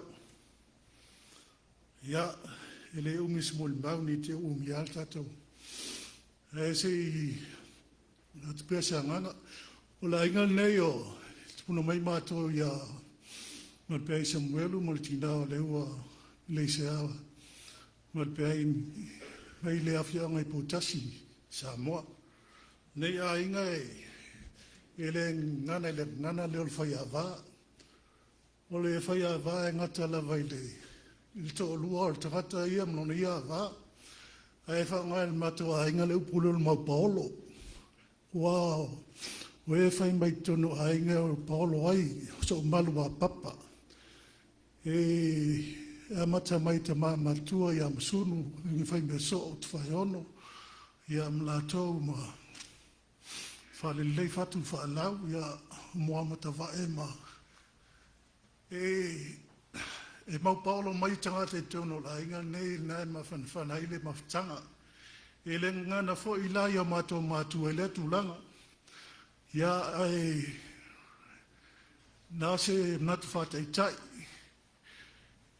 I le uso lea se tūlau le Toeaina Malolo Kenape. He's the best brother-in-law, pole malu paolo fo le mātou.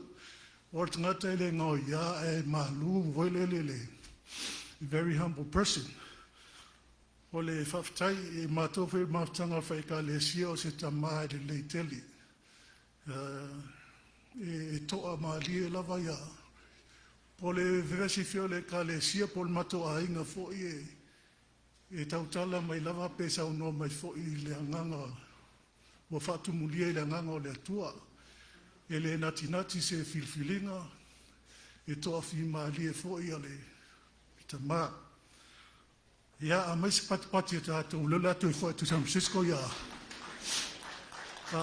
Le la tui whai tu San Francisco, ia, Familia Earl. Ia, o le Toeaina Kenape is a diehard 49er fan, a Royals fan, and the San Francisco Giants fan, because San Francisco is a very classic city. It's the best city in the world. Say amen. Yeah, o le masani lava for nei aina.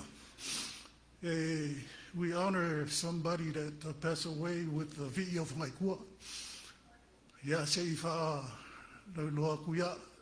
A saungi ka kou ia koe pele malolo whenga lunga pa ia le atua a whai fia su mai lunga nei ia le a whaina. Ai la usu tatou pese tatou o lofa i tatou tamaya i liapo. Ia o sauni mai loa. Ia, mai loi lunga nga leo whata loa mai le. Ia ato fi man mau ia se umal tatou pese ia nto mun mau la ia.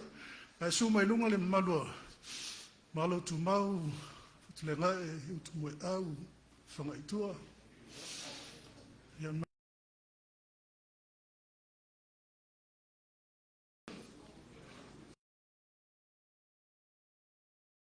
Ia fa ftai mo le na o mai lo le kan nga ya fa mo le la ko malu mo ko pa ia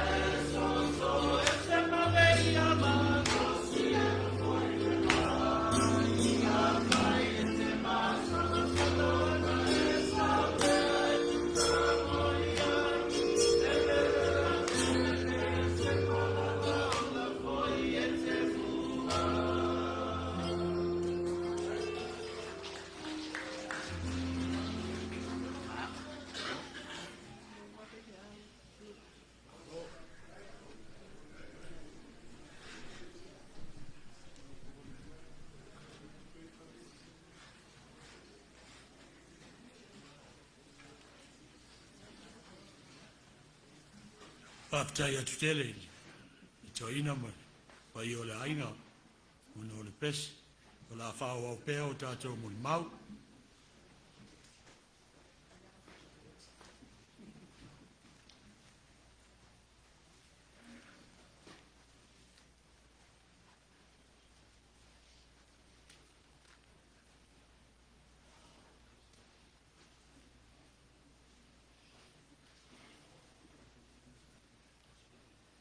O le ama pui e le tō, e pei o le whetalainga i a manono. Ma pui e ta olo, e pei o le whetalainga i au ulumu, ma sa tangolo alangi, le paia ma le mamalu o le aso. Fa pea le saulinga mamalu. Ai o te whaatulo watu i le taitai o le saulinga. Fa pea le au whainga luenga te tofia le atua. O te whaatulo watu foi, i le paio a inga, wo mai e maasani. Ai maise le paia, o so mātou paolo tupu.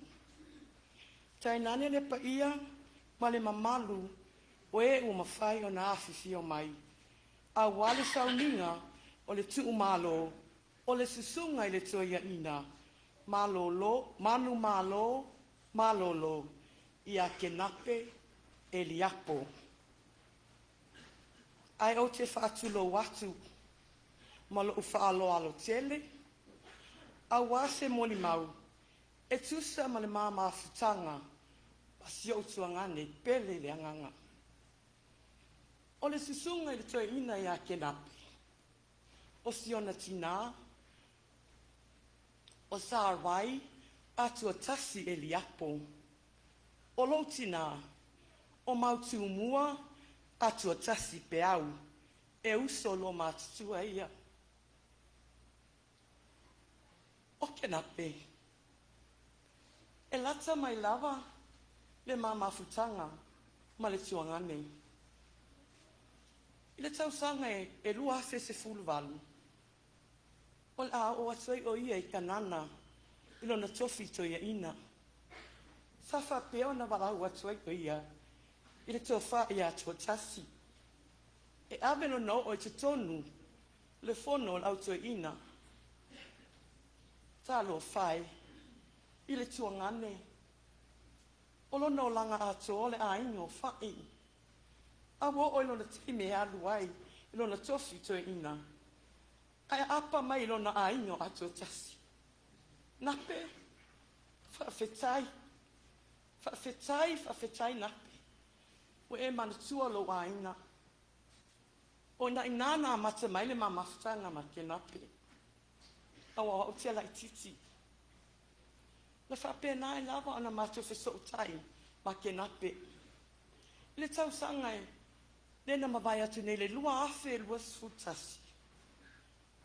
Sa mo wai tala o mato ia wai. O whaangase ngasea le tuangane. Sa whapeo na mamalanga mai ma le uso ia lisa. E asia si mai nei. Sa mao mai ma. O le mawha nonoa. Po se asi mato wheloa inga la mato wheloa ia ma le tuangane. Pa ngā le alofa ma le anga le lei o le atua. Sa mato wheloa i le fia. Na yo no fo linga ata. O Kenape. Fa mai le tele mo mau. Ela e titi stay mina la te o mafuta ma Kenape. O ieta nwele upu e tutusa ase tasi ma ase tele. Ile nava ia se tasi na maso ase mai masinga o titopa. Ila so lus fulfitu ma tausanga o mawai atu. Oka. Tasi le vai aso. Sa mano nofo ai ma shio tuangane. Afi uma lava. Uma matufai ngā lotu. Wa mao le potu. Mata talinoa. Whaaso solo. La uvai sa. Mata mai tumu lo nauru. Se yo na nofi vai. Tau tala mai a Kenape iau le alofa. O se tangata lotu mawalalo. Whamaya Kenape e te aungau. Ie e maua le alofa. Ia e alofa so se tangata. Ngalo, ia e alofa ta ainga.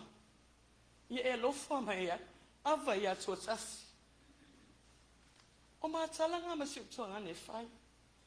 E vai aso atua. Ia i fwere isi afi. Sa mata auto oto whaatase mai ia. I lunga o le couch. Sa whalava mai ia lisi tu, te tulou. Ai whe mai o ia. Sa i, whalava mai i pito lea. No whai atu la ia iai. Nā pei.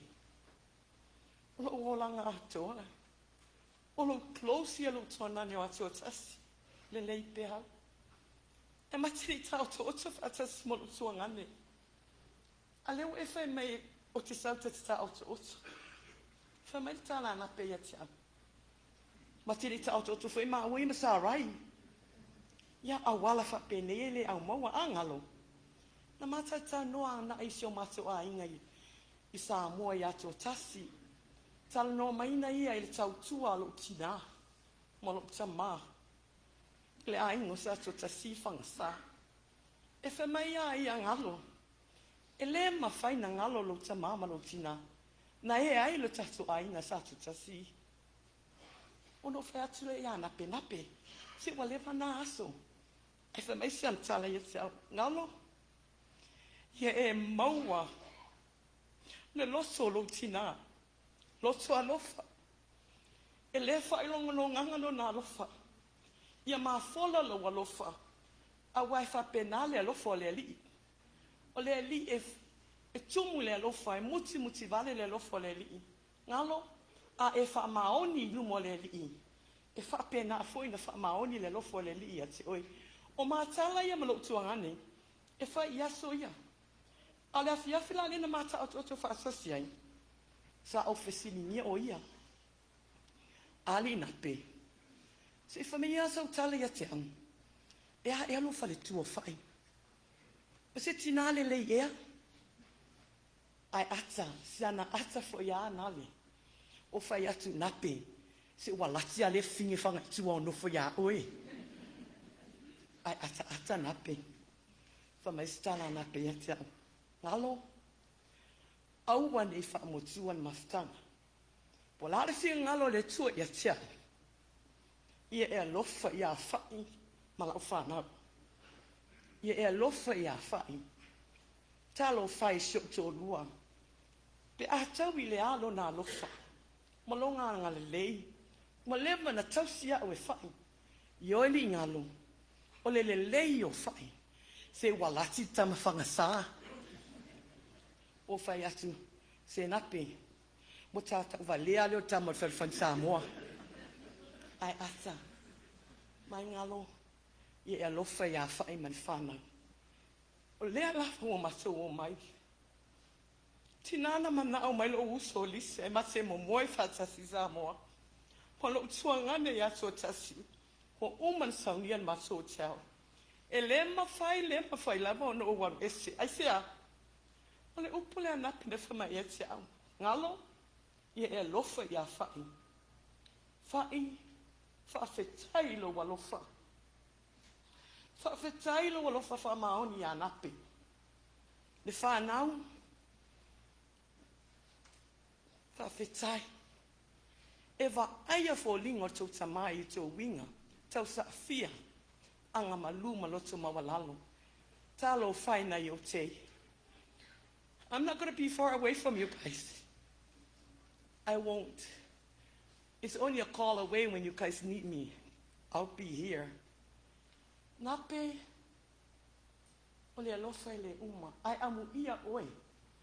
Whaafetai nape i awa popo inga. Maua o inga sa e whai mai a tiao.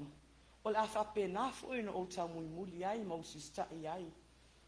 Nape, ka e alu, i e manatua, mo moli tela ua lofa e siuk tina, ai mese siuk tama nape.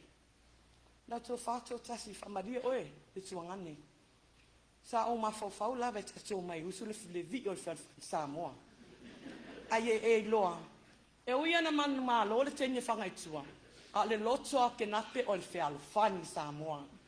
Ia whawhetai. Nape, ia manuia lau malanga, ia manuia fo i lau fia. Whaaftai ono Yesu.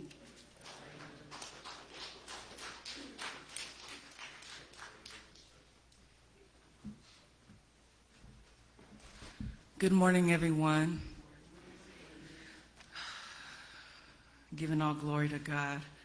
Before I move forward, turn to your neighbor and say, His grace alone. So every day that we wake up, it's all because of God. Let me just introduce who I am. My name is Toeaina Enesi, and I'm not sure if any of my team members, siblings will approach the mic, but I guess I would speak on their behalf.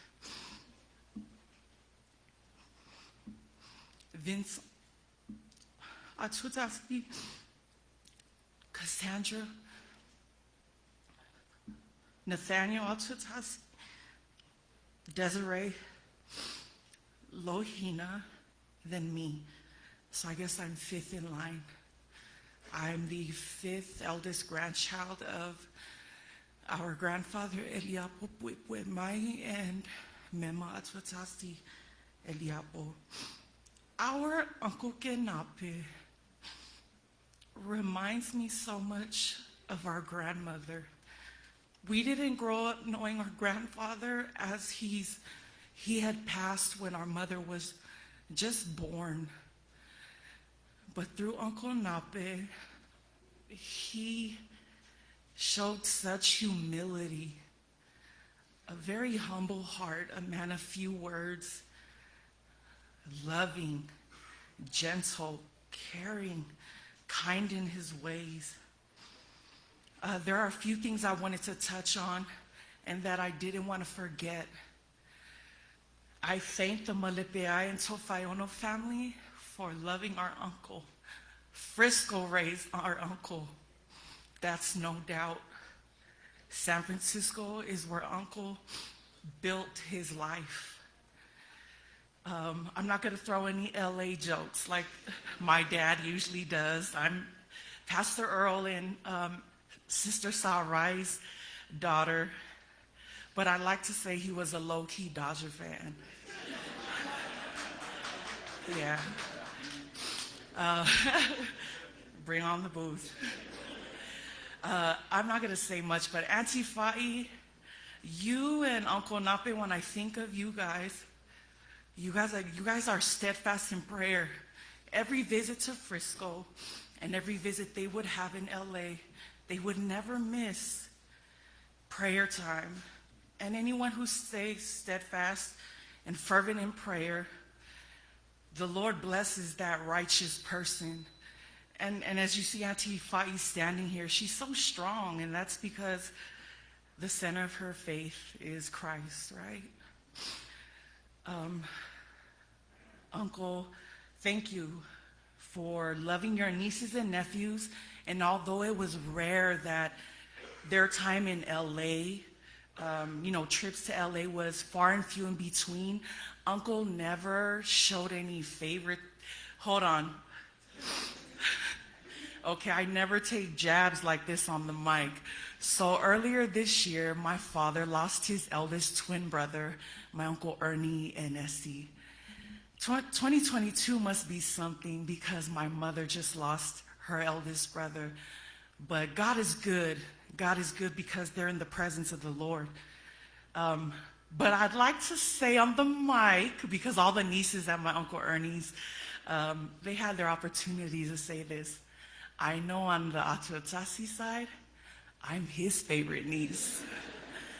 That's a secret that's been made known to all of you now, I guess. But Auntie, thank you for loving Uncle the way that you did.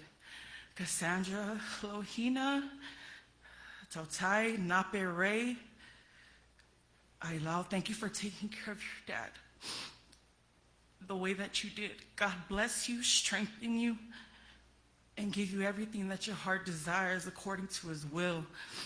Dad's at rest, and I glorify God that his life showed fruit of the Lord, that his life showed fruit of just love and family and serving at his church, serving the family, Auntie Fai's family, and even us, even though times were rare.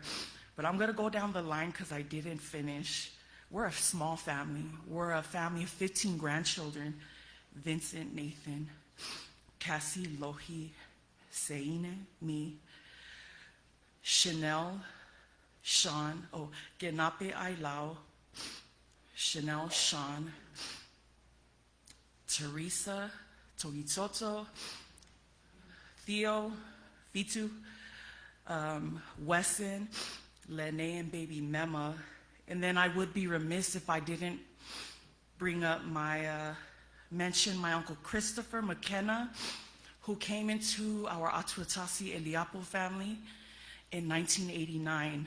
An Irish boy, straight out of Boston, served my grandma Mema and the Toeaina family for years. A few years back, he returned home to Boston because he wanted to retire there. But we wouldn't forget you either, Uncle Chris, and he can watch this as well. I guess that's about it, but thank you, Jesus, for my Uncle Kenape's life. And we thank you and that we'll see you one day soon. Run to God, as Pastor said. Cling to Christ now because there's no repentance after the grave. Trust in the gospel of Jesus Christ to save you and his forgiveness of your sins. God bless each and every one of you here today. Amen.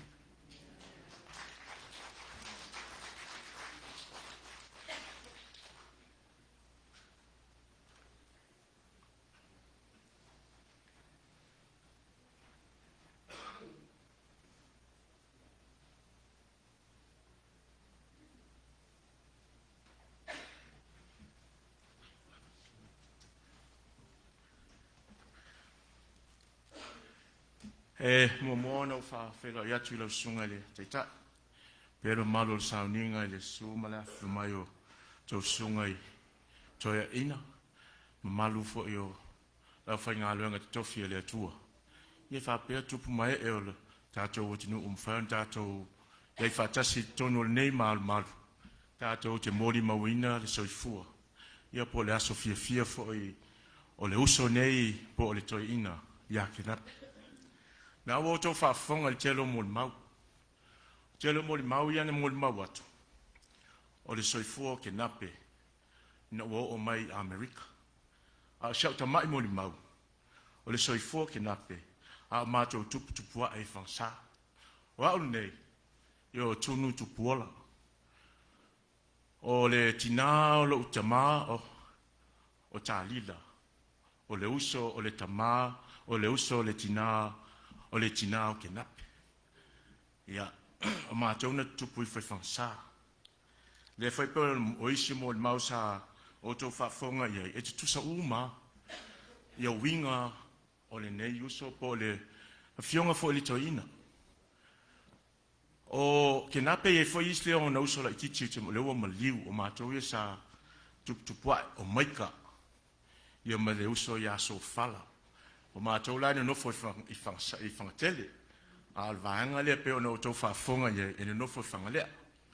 Ai a whai mea al mātou a inga I o I whangatele. Ia e vava ai mai lava. O silo matua o mema, o pailangi, o upu.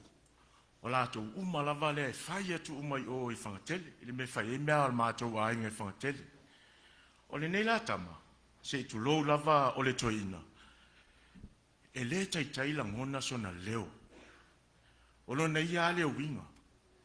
Mai le mātou tupua. E ofo ia o ngasa moa. Lea pe ona o tau tanga I le lipo. I le tausanga tasi le afe iwa se lau ono sifulu tausanga e afe iwa se lau fitulua. I o tausanga na le maafutanga ma le tamal nei. E ye fo ni mena fai, e mātou te fai e whaatasi a pe o le tua a o le tinale o le o Luisa. Ia Timoteo ma Sion. O te mana Toeaina lava le taimi fo isa o whaile maota o lo tau a tia ele maota o Timoteo I ngātai vai utulei.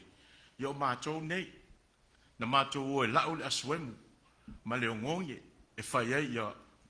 E mo I le ia ia mori mau ia wai nei. O Kenape fia ia falele a waifa tasi me fai e falele ele se tangata tautala ai ata e pole afo le asfa ni jokes foi ne tangata ia le ase mena pawa talia le ata ai sa e fa longo foi le o ni winga foi ne pe fa misa pe a e anga malu e loto alofa o winga na ole nei Tama ia tonu le lava fa ali lava e tu sai fo le telo mo le mau ai pe ona utala no e o lava ya onga Samoa o va le tai mile se kio mo foketi il matou nu ui fansa o matou wa ia sa fai me fa tasi ai ia wa moni lava o la tou le tu atas ia o matou o ia sa tu pola ia ai e osi a inga ia e moni lava la e fai u ia tu atas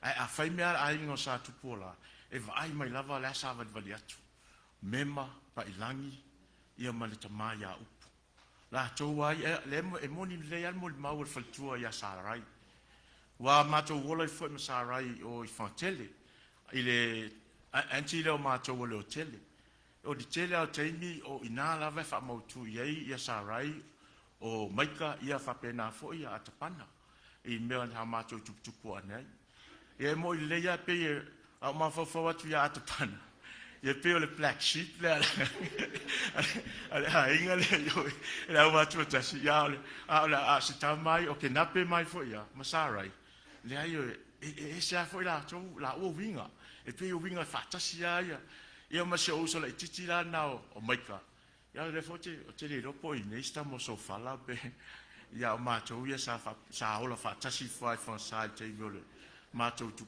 ema ma sani fa ma watu fai matou nga luenga matou o sasa to nga fa ia matou ai nga tu o tarango fale a onga ma ia matou ia o melia ia le fota to e feilo ia le ia Kenape ina o vala wina le tua fa tai fo le o mo ne ia vanoa o vala au le tua le fo wala tala Tamai ia le o mai ia fa ma vai fo le uso nei ia manuia la malanga Kenape pe na fo ile tina ia fa pe ona ile lo fa malanga le yo le tua ia te o e mal fa nau o taimi fa pe nei o taimi ni piche silia tu ona fengata ile so fo male o langa o taimi fo nei piche silia tu ai ona tu la lata mai le nganga o le tua ia tato ai le mo fai na fa malo si le nganga o le tua o fale i to tonu ia te o pe a fai le tala io tato loto ai fa o fale mai le nganga fa ma fa o le tua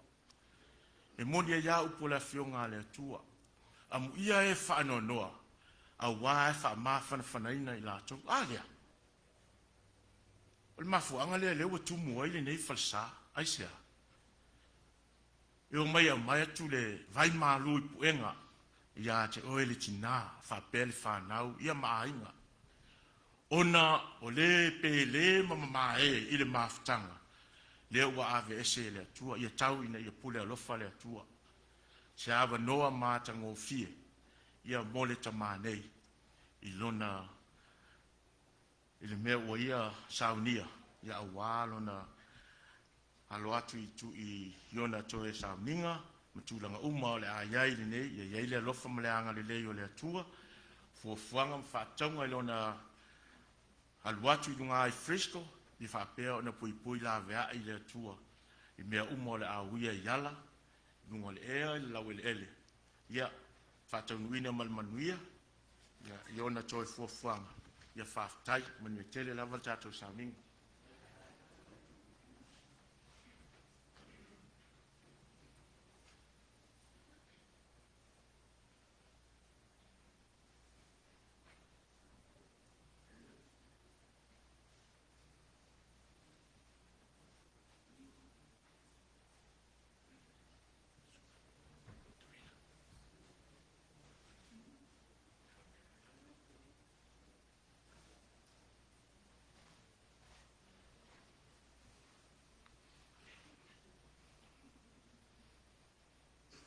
talo fatu le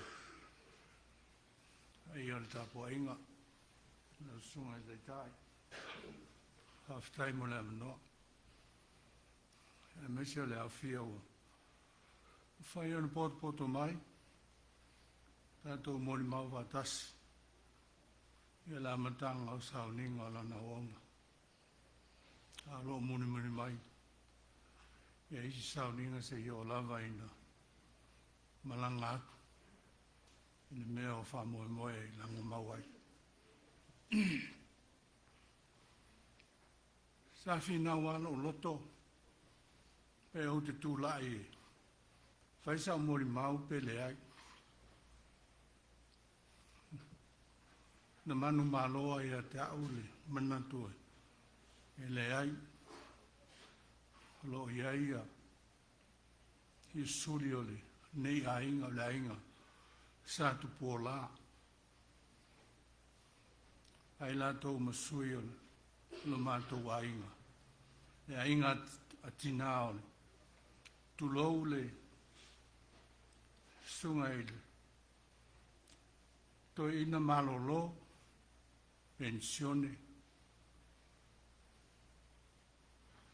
Whai o ia masui la inga tina o Tama lea. E beta i ane, o manu malo ia te au le manatu. I le whaitau o tangata mātutua i te tonu o le mātou a inga. O lo soifuane, e lon tolu ia te au. I tangata mātutua o le ainga sātu pōla. O lo soifua matutoe mai, i le taiminei. Ia i la ua tō rua i runga atua. Ia tō toru ia ta. O te manatu la. La tō o lo sila fia o leo te sao whai tono le tapo ingane. O lo ieso la tō manatu te tau ano o tū. Ia o le mafuanga lea. O lo tūlai. Whai se mori mau po. E a mata wha pēr lau. Mori mau i le awhiongane, i upo le awhiongane tua. E le lei e alo loto, ona o le ki kai ona. E le awhiongane ane tua. E le lei e alo loto, ona o le ki kai ona. A le talia i ona. O te ita te le lava e o lava i le oti. O te ita te le lava e o lava i le oti. Tau mate o sila fia to tele ia fionga le li. O lau mātau i le soifua le Tama lea pe o nau whātulo atu. Ia le Toeaina pensione Malolo. O lea o ta oto mai lona waa o sauni fulau. Wha o na mawheiloa. I le soifuanga atoa, mai aelona lai titi e o maina. Ta oto mai lona wa. Te mātau e wha na mawheiloa. A lea foi wha. I le tele asa mātana noanga. E tana noa mai aia o mea le lei. E le iso na winga na te mui a fua sesi. E tana noa mai ai mea le lei le loto i fale o le mātou a inga.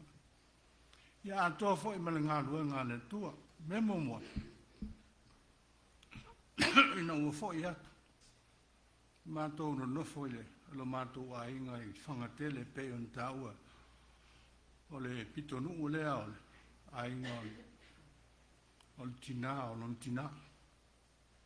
O lon tina o le lo matua na whanau mai e lon tina o filo. Filomena.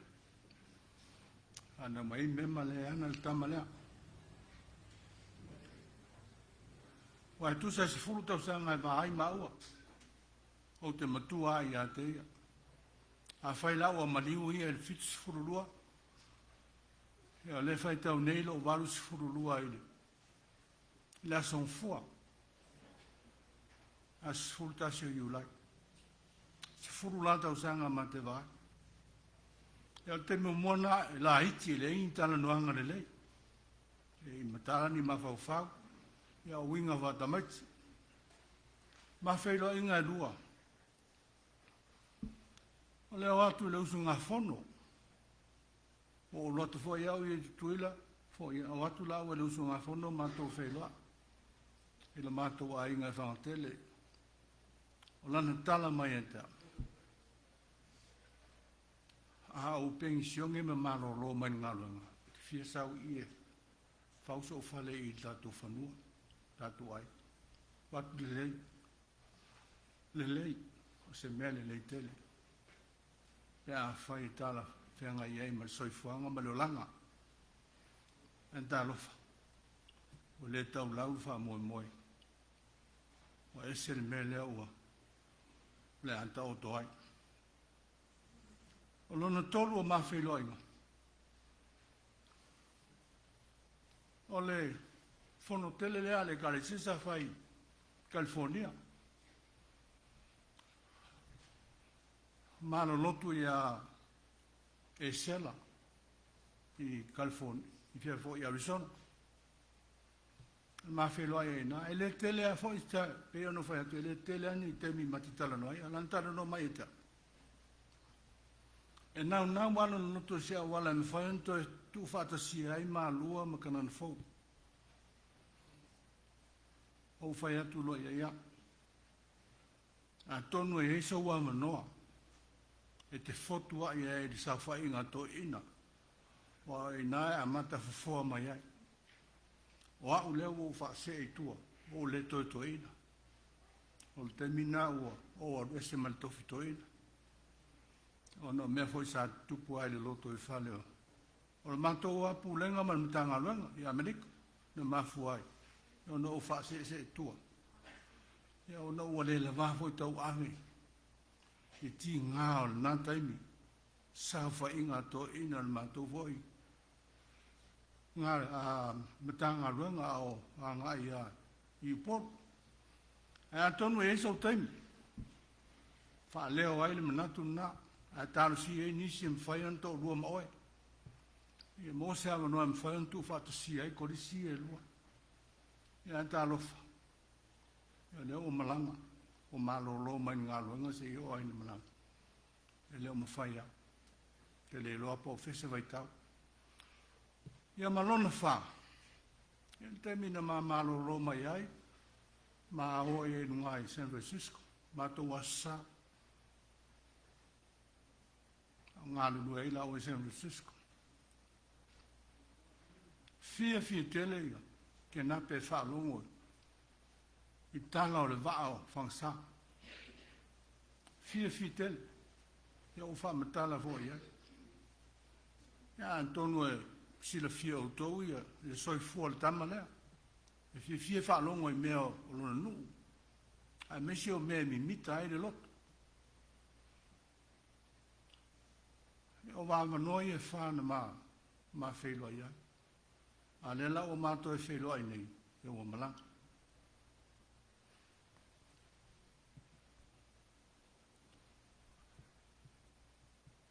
E ma li e alo loto ona o le kika iona. E le lei e alo loto ona o le kika iona. O te ita te le lava e o lava i lotis. E me whaino whape atu o le Tama lea. O le kika iona. Tonu o lona ainga. Tonu o le kalesia. Sa wha malu i ai. O le paolo. O le la ausa wha tupu e le atua mo sina taimi popu. Paolo ngi ai o tō wau. Ma o tō ulu. Sa o tō fia ai. I le paolo. Wo nei na vesi. O tō wha meo e peo iona. O te ita tele lava o ilotis. Au tele whaitio. Wasa o tō fia. I le paolo na. A paolo ngi ai o tō wao. E le ngata le ainga. A le kalesia. Ia mesio le tinale man whanau. Sa paolo ngi ai. I le alofa. Ufi atu. Ma le wha ifo. E malu ai o lato fina ngalo. Ma o tau loto. Nisi taimi whaingata o lang. Al tala iona. O te ita te le lava o lama lo. E pawale al mea malia le loto tanga. Na ole li ia. Malona finangalo. Kenape. Manuia la malang. Tanto whelo ai stain. E le fisiri ngia lo mawhau e tau nuunga o lau whainga malang. So stangata whato tua na te le fisiri ngia. O ulor tau nuunga o lau whainga malang. Ai tato whelo ai stain o mua. Tun whai lo tele. E mogo al mawhanwhana. Alofa tele mo oeman whanau. So i fua.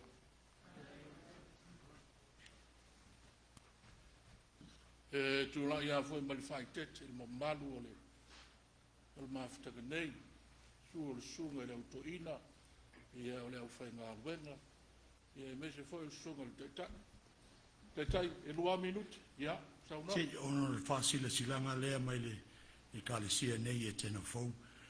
Ia le tavale le o lo blokale a wala.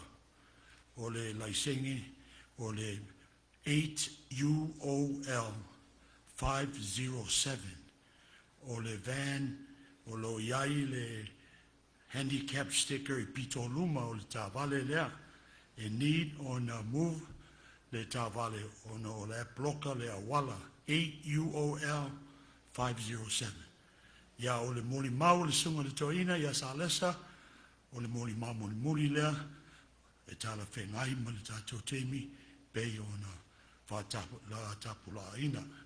Ia, tai lava, Toeaina. ai fa pena I upo le afionga le atua o ia ise mo le mapupua am ia e loto maua lalo a wa e o la to le malo le lang fa pena le soifua o le sunga le Toeaina ngata loto maua lalo ma le anga malu o le sunga I le Toeaina ia wa sauno atu le sunga le Tama Malolo Lisi foi le tangate ta ua le sunga ia Kenape pea ona ngutu mai Kenape ia I mātou o le sunga ia alai fai mai ia Kenape o lona ainga le au atu tas ia oise le mimita e sona ainga lona manuia fo le nae arua Kenape le tautala ai atangia pele ia Kenape lona ainga e na sawai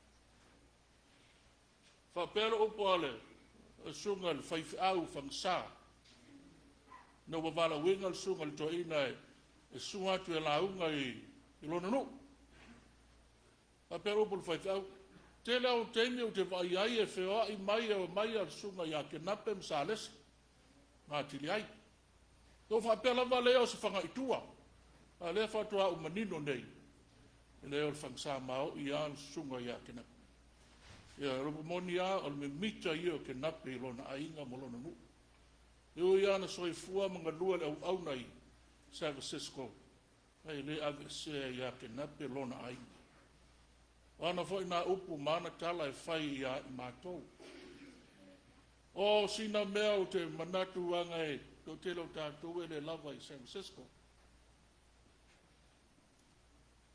tolus fu tausanga o ngalue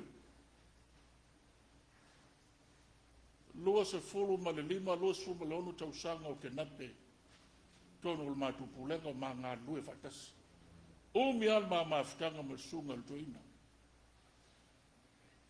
ta matu au na ma tautua I teimi o sunga le Toeaina ia Isaac matu ngā lue au na ma ngā lue I lalo le TAITAI ngā susue Maliu susue na fa pera upo ala o lo usu fai au la sunga fa lo tusi wo matua la so finangalo ai finangalo I le tofi al pulenga le lei au te alwatu te fai lo tusi ai finangalo fo I au te alwatu e fai matama ma ta I al pulenga o la fa lo alu le o le teima na su e ai ma tu tofi pa pe upo a uso au na o sunga le fai lo tusi pe tala fe ngai mo lo finangalo le aso ma losi fia ngai le tu al tofi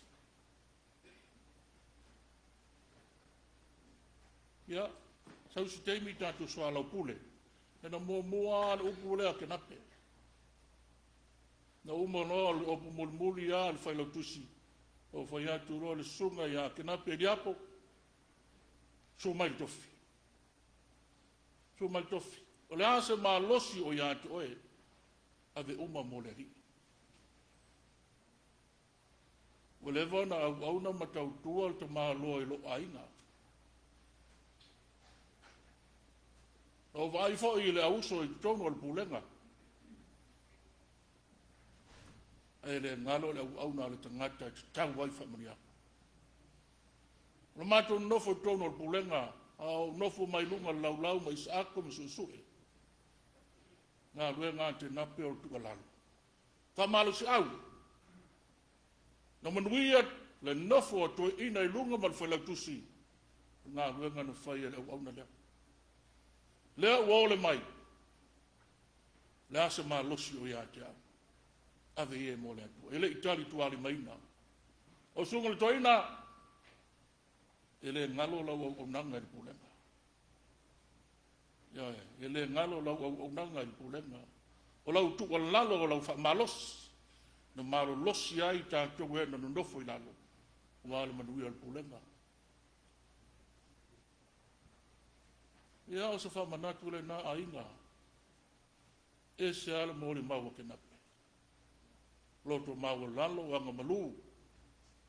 Ao ana whaari le mamalu o le tua. E whapale ai lona mamalu. Toeina. Ia le foi matu tamu whaiat. O male aso te maa o sau. O sau wha maitala i teina whamai. E i tangata le whaatali e Toeaina ua le wantau nalo. No loi na o au le whaatali e tuai lo usu. Aso ngafua, aso lua, aso lulu o toi foi. Tau nui runga e wala watu sunga le Toeaina lesa. Waru lo tātu tama. O upu ia Kenape na utau nui. Toeaina. Te pena o lo loto. La fua i whai ma le whanau ma ainga. Le wa mata na tala mai pa o le langi. Le wa mata na tata ngia mai le mamalu o le atua. Ulu fale la ia i le fia o lo mali. Manui o le malanga.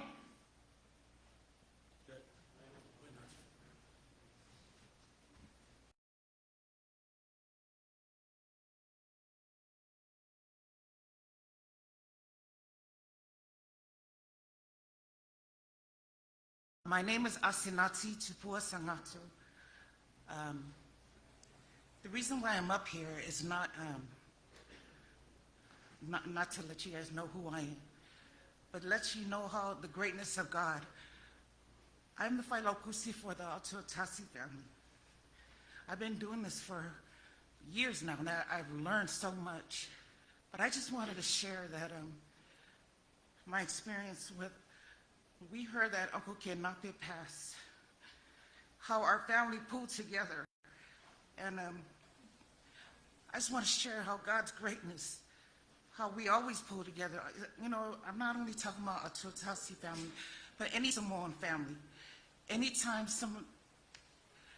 when there's a death or a wedding or something like that, you'll be amazed at how God works and how he brings our family together. Because you know what? In our culture, we're the family. That's our blessing in the culture that we're in.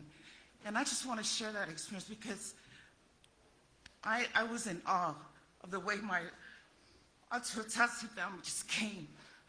And by the way, I'm sorry, I forgot to, my mom is Musu, a Toeaina Tupua.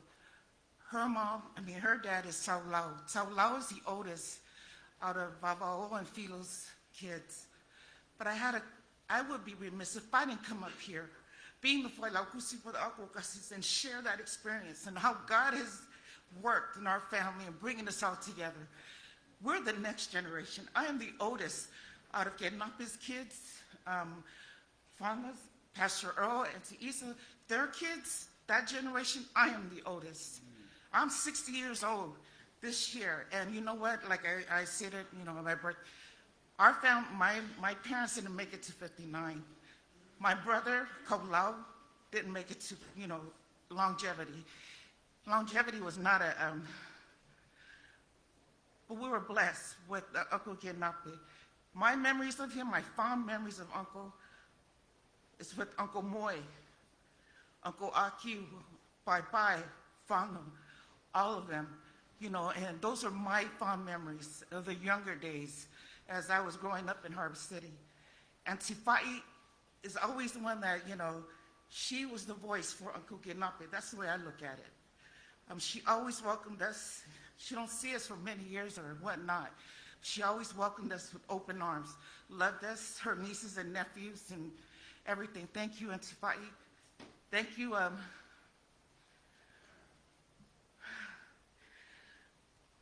Thank you for this opportunity. I would be remiss if I didn't come up here and share God's greatness in our family. Yeah. Uncle Kenape, safe journey. We love you. Say hello to all our loved ones. And pray for us here, who are still here. In Jesus' name I pray, amen.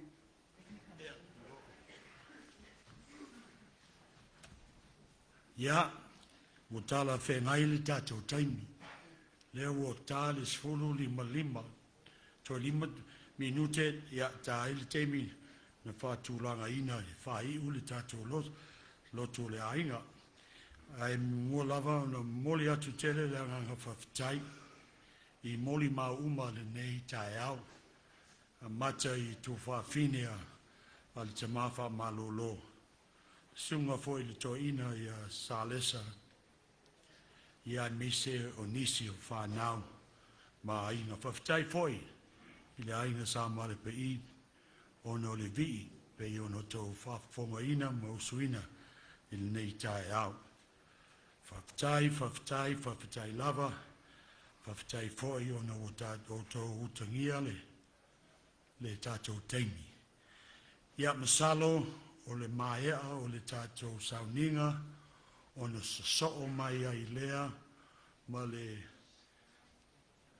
teu, whainga teu o le mafutanga a le Etena fou, mafutanga tina. Ia masalo ma le pulenga o le sfulua o le amata ina ai le lotu tele e TAITAI le sunga le toeina ia to whaiono o le pasila silanga lea mo le tātou au fia o I le tū lea e alala ai le au whaipese o le ainga ma le Etena fou o la tō ia o la usuina pese o no le sauninga tele mo le tātou tamafa malolo.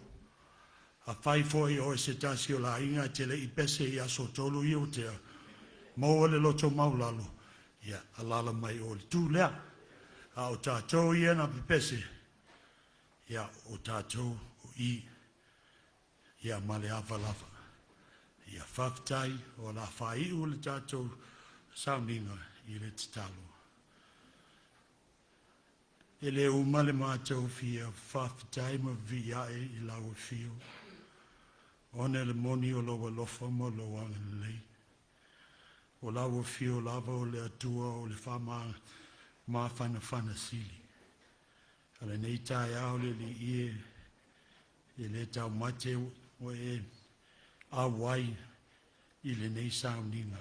O e a mai lo whama whananga sili. I le tina Malolo le nofo alo pa I o ainga I tu tele ma I tu taulang. Ia I mese I mātou uma. Whawhitai ona le upu folo sa mātou whalongo ina o a fionga pa ia sa whaitauina. Alu te talo fo I le I sa whonga ina le tasi au awona. Whawhitai ona le nei awanoa mātou ngofie mātou whaafoi ai le vi inga I lau fio. Aru nei tū la, o la mātou whaise malolonga. A o sao ni mai la wawona tō ina, mo le lotu tele le nei tae awa. E vi ia lava lau fio lo mātou tama. Ono Yesu, o mātou ole ma wala o atoinei. Amen. Ia o le avanoa le ali mafutanga tina. Ai sa uni le tatou ai whaipese, whamanmole.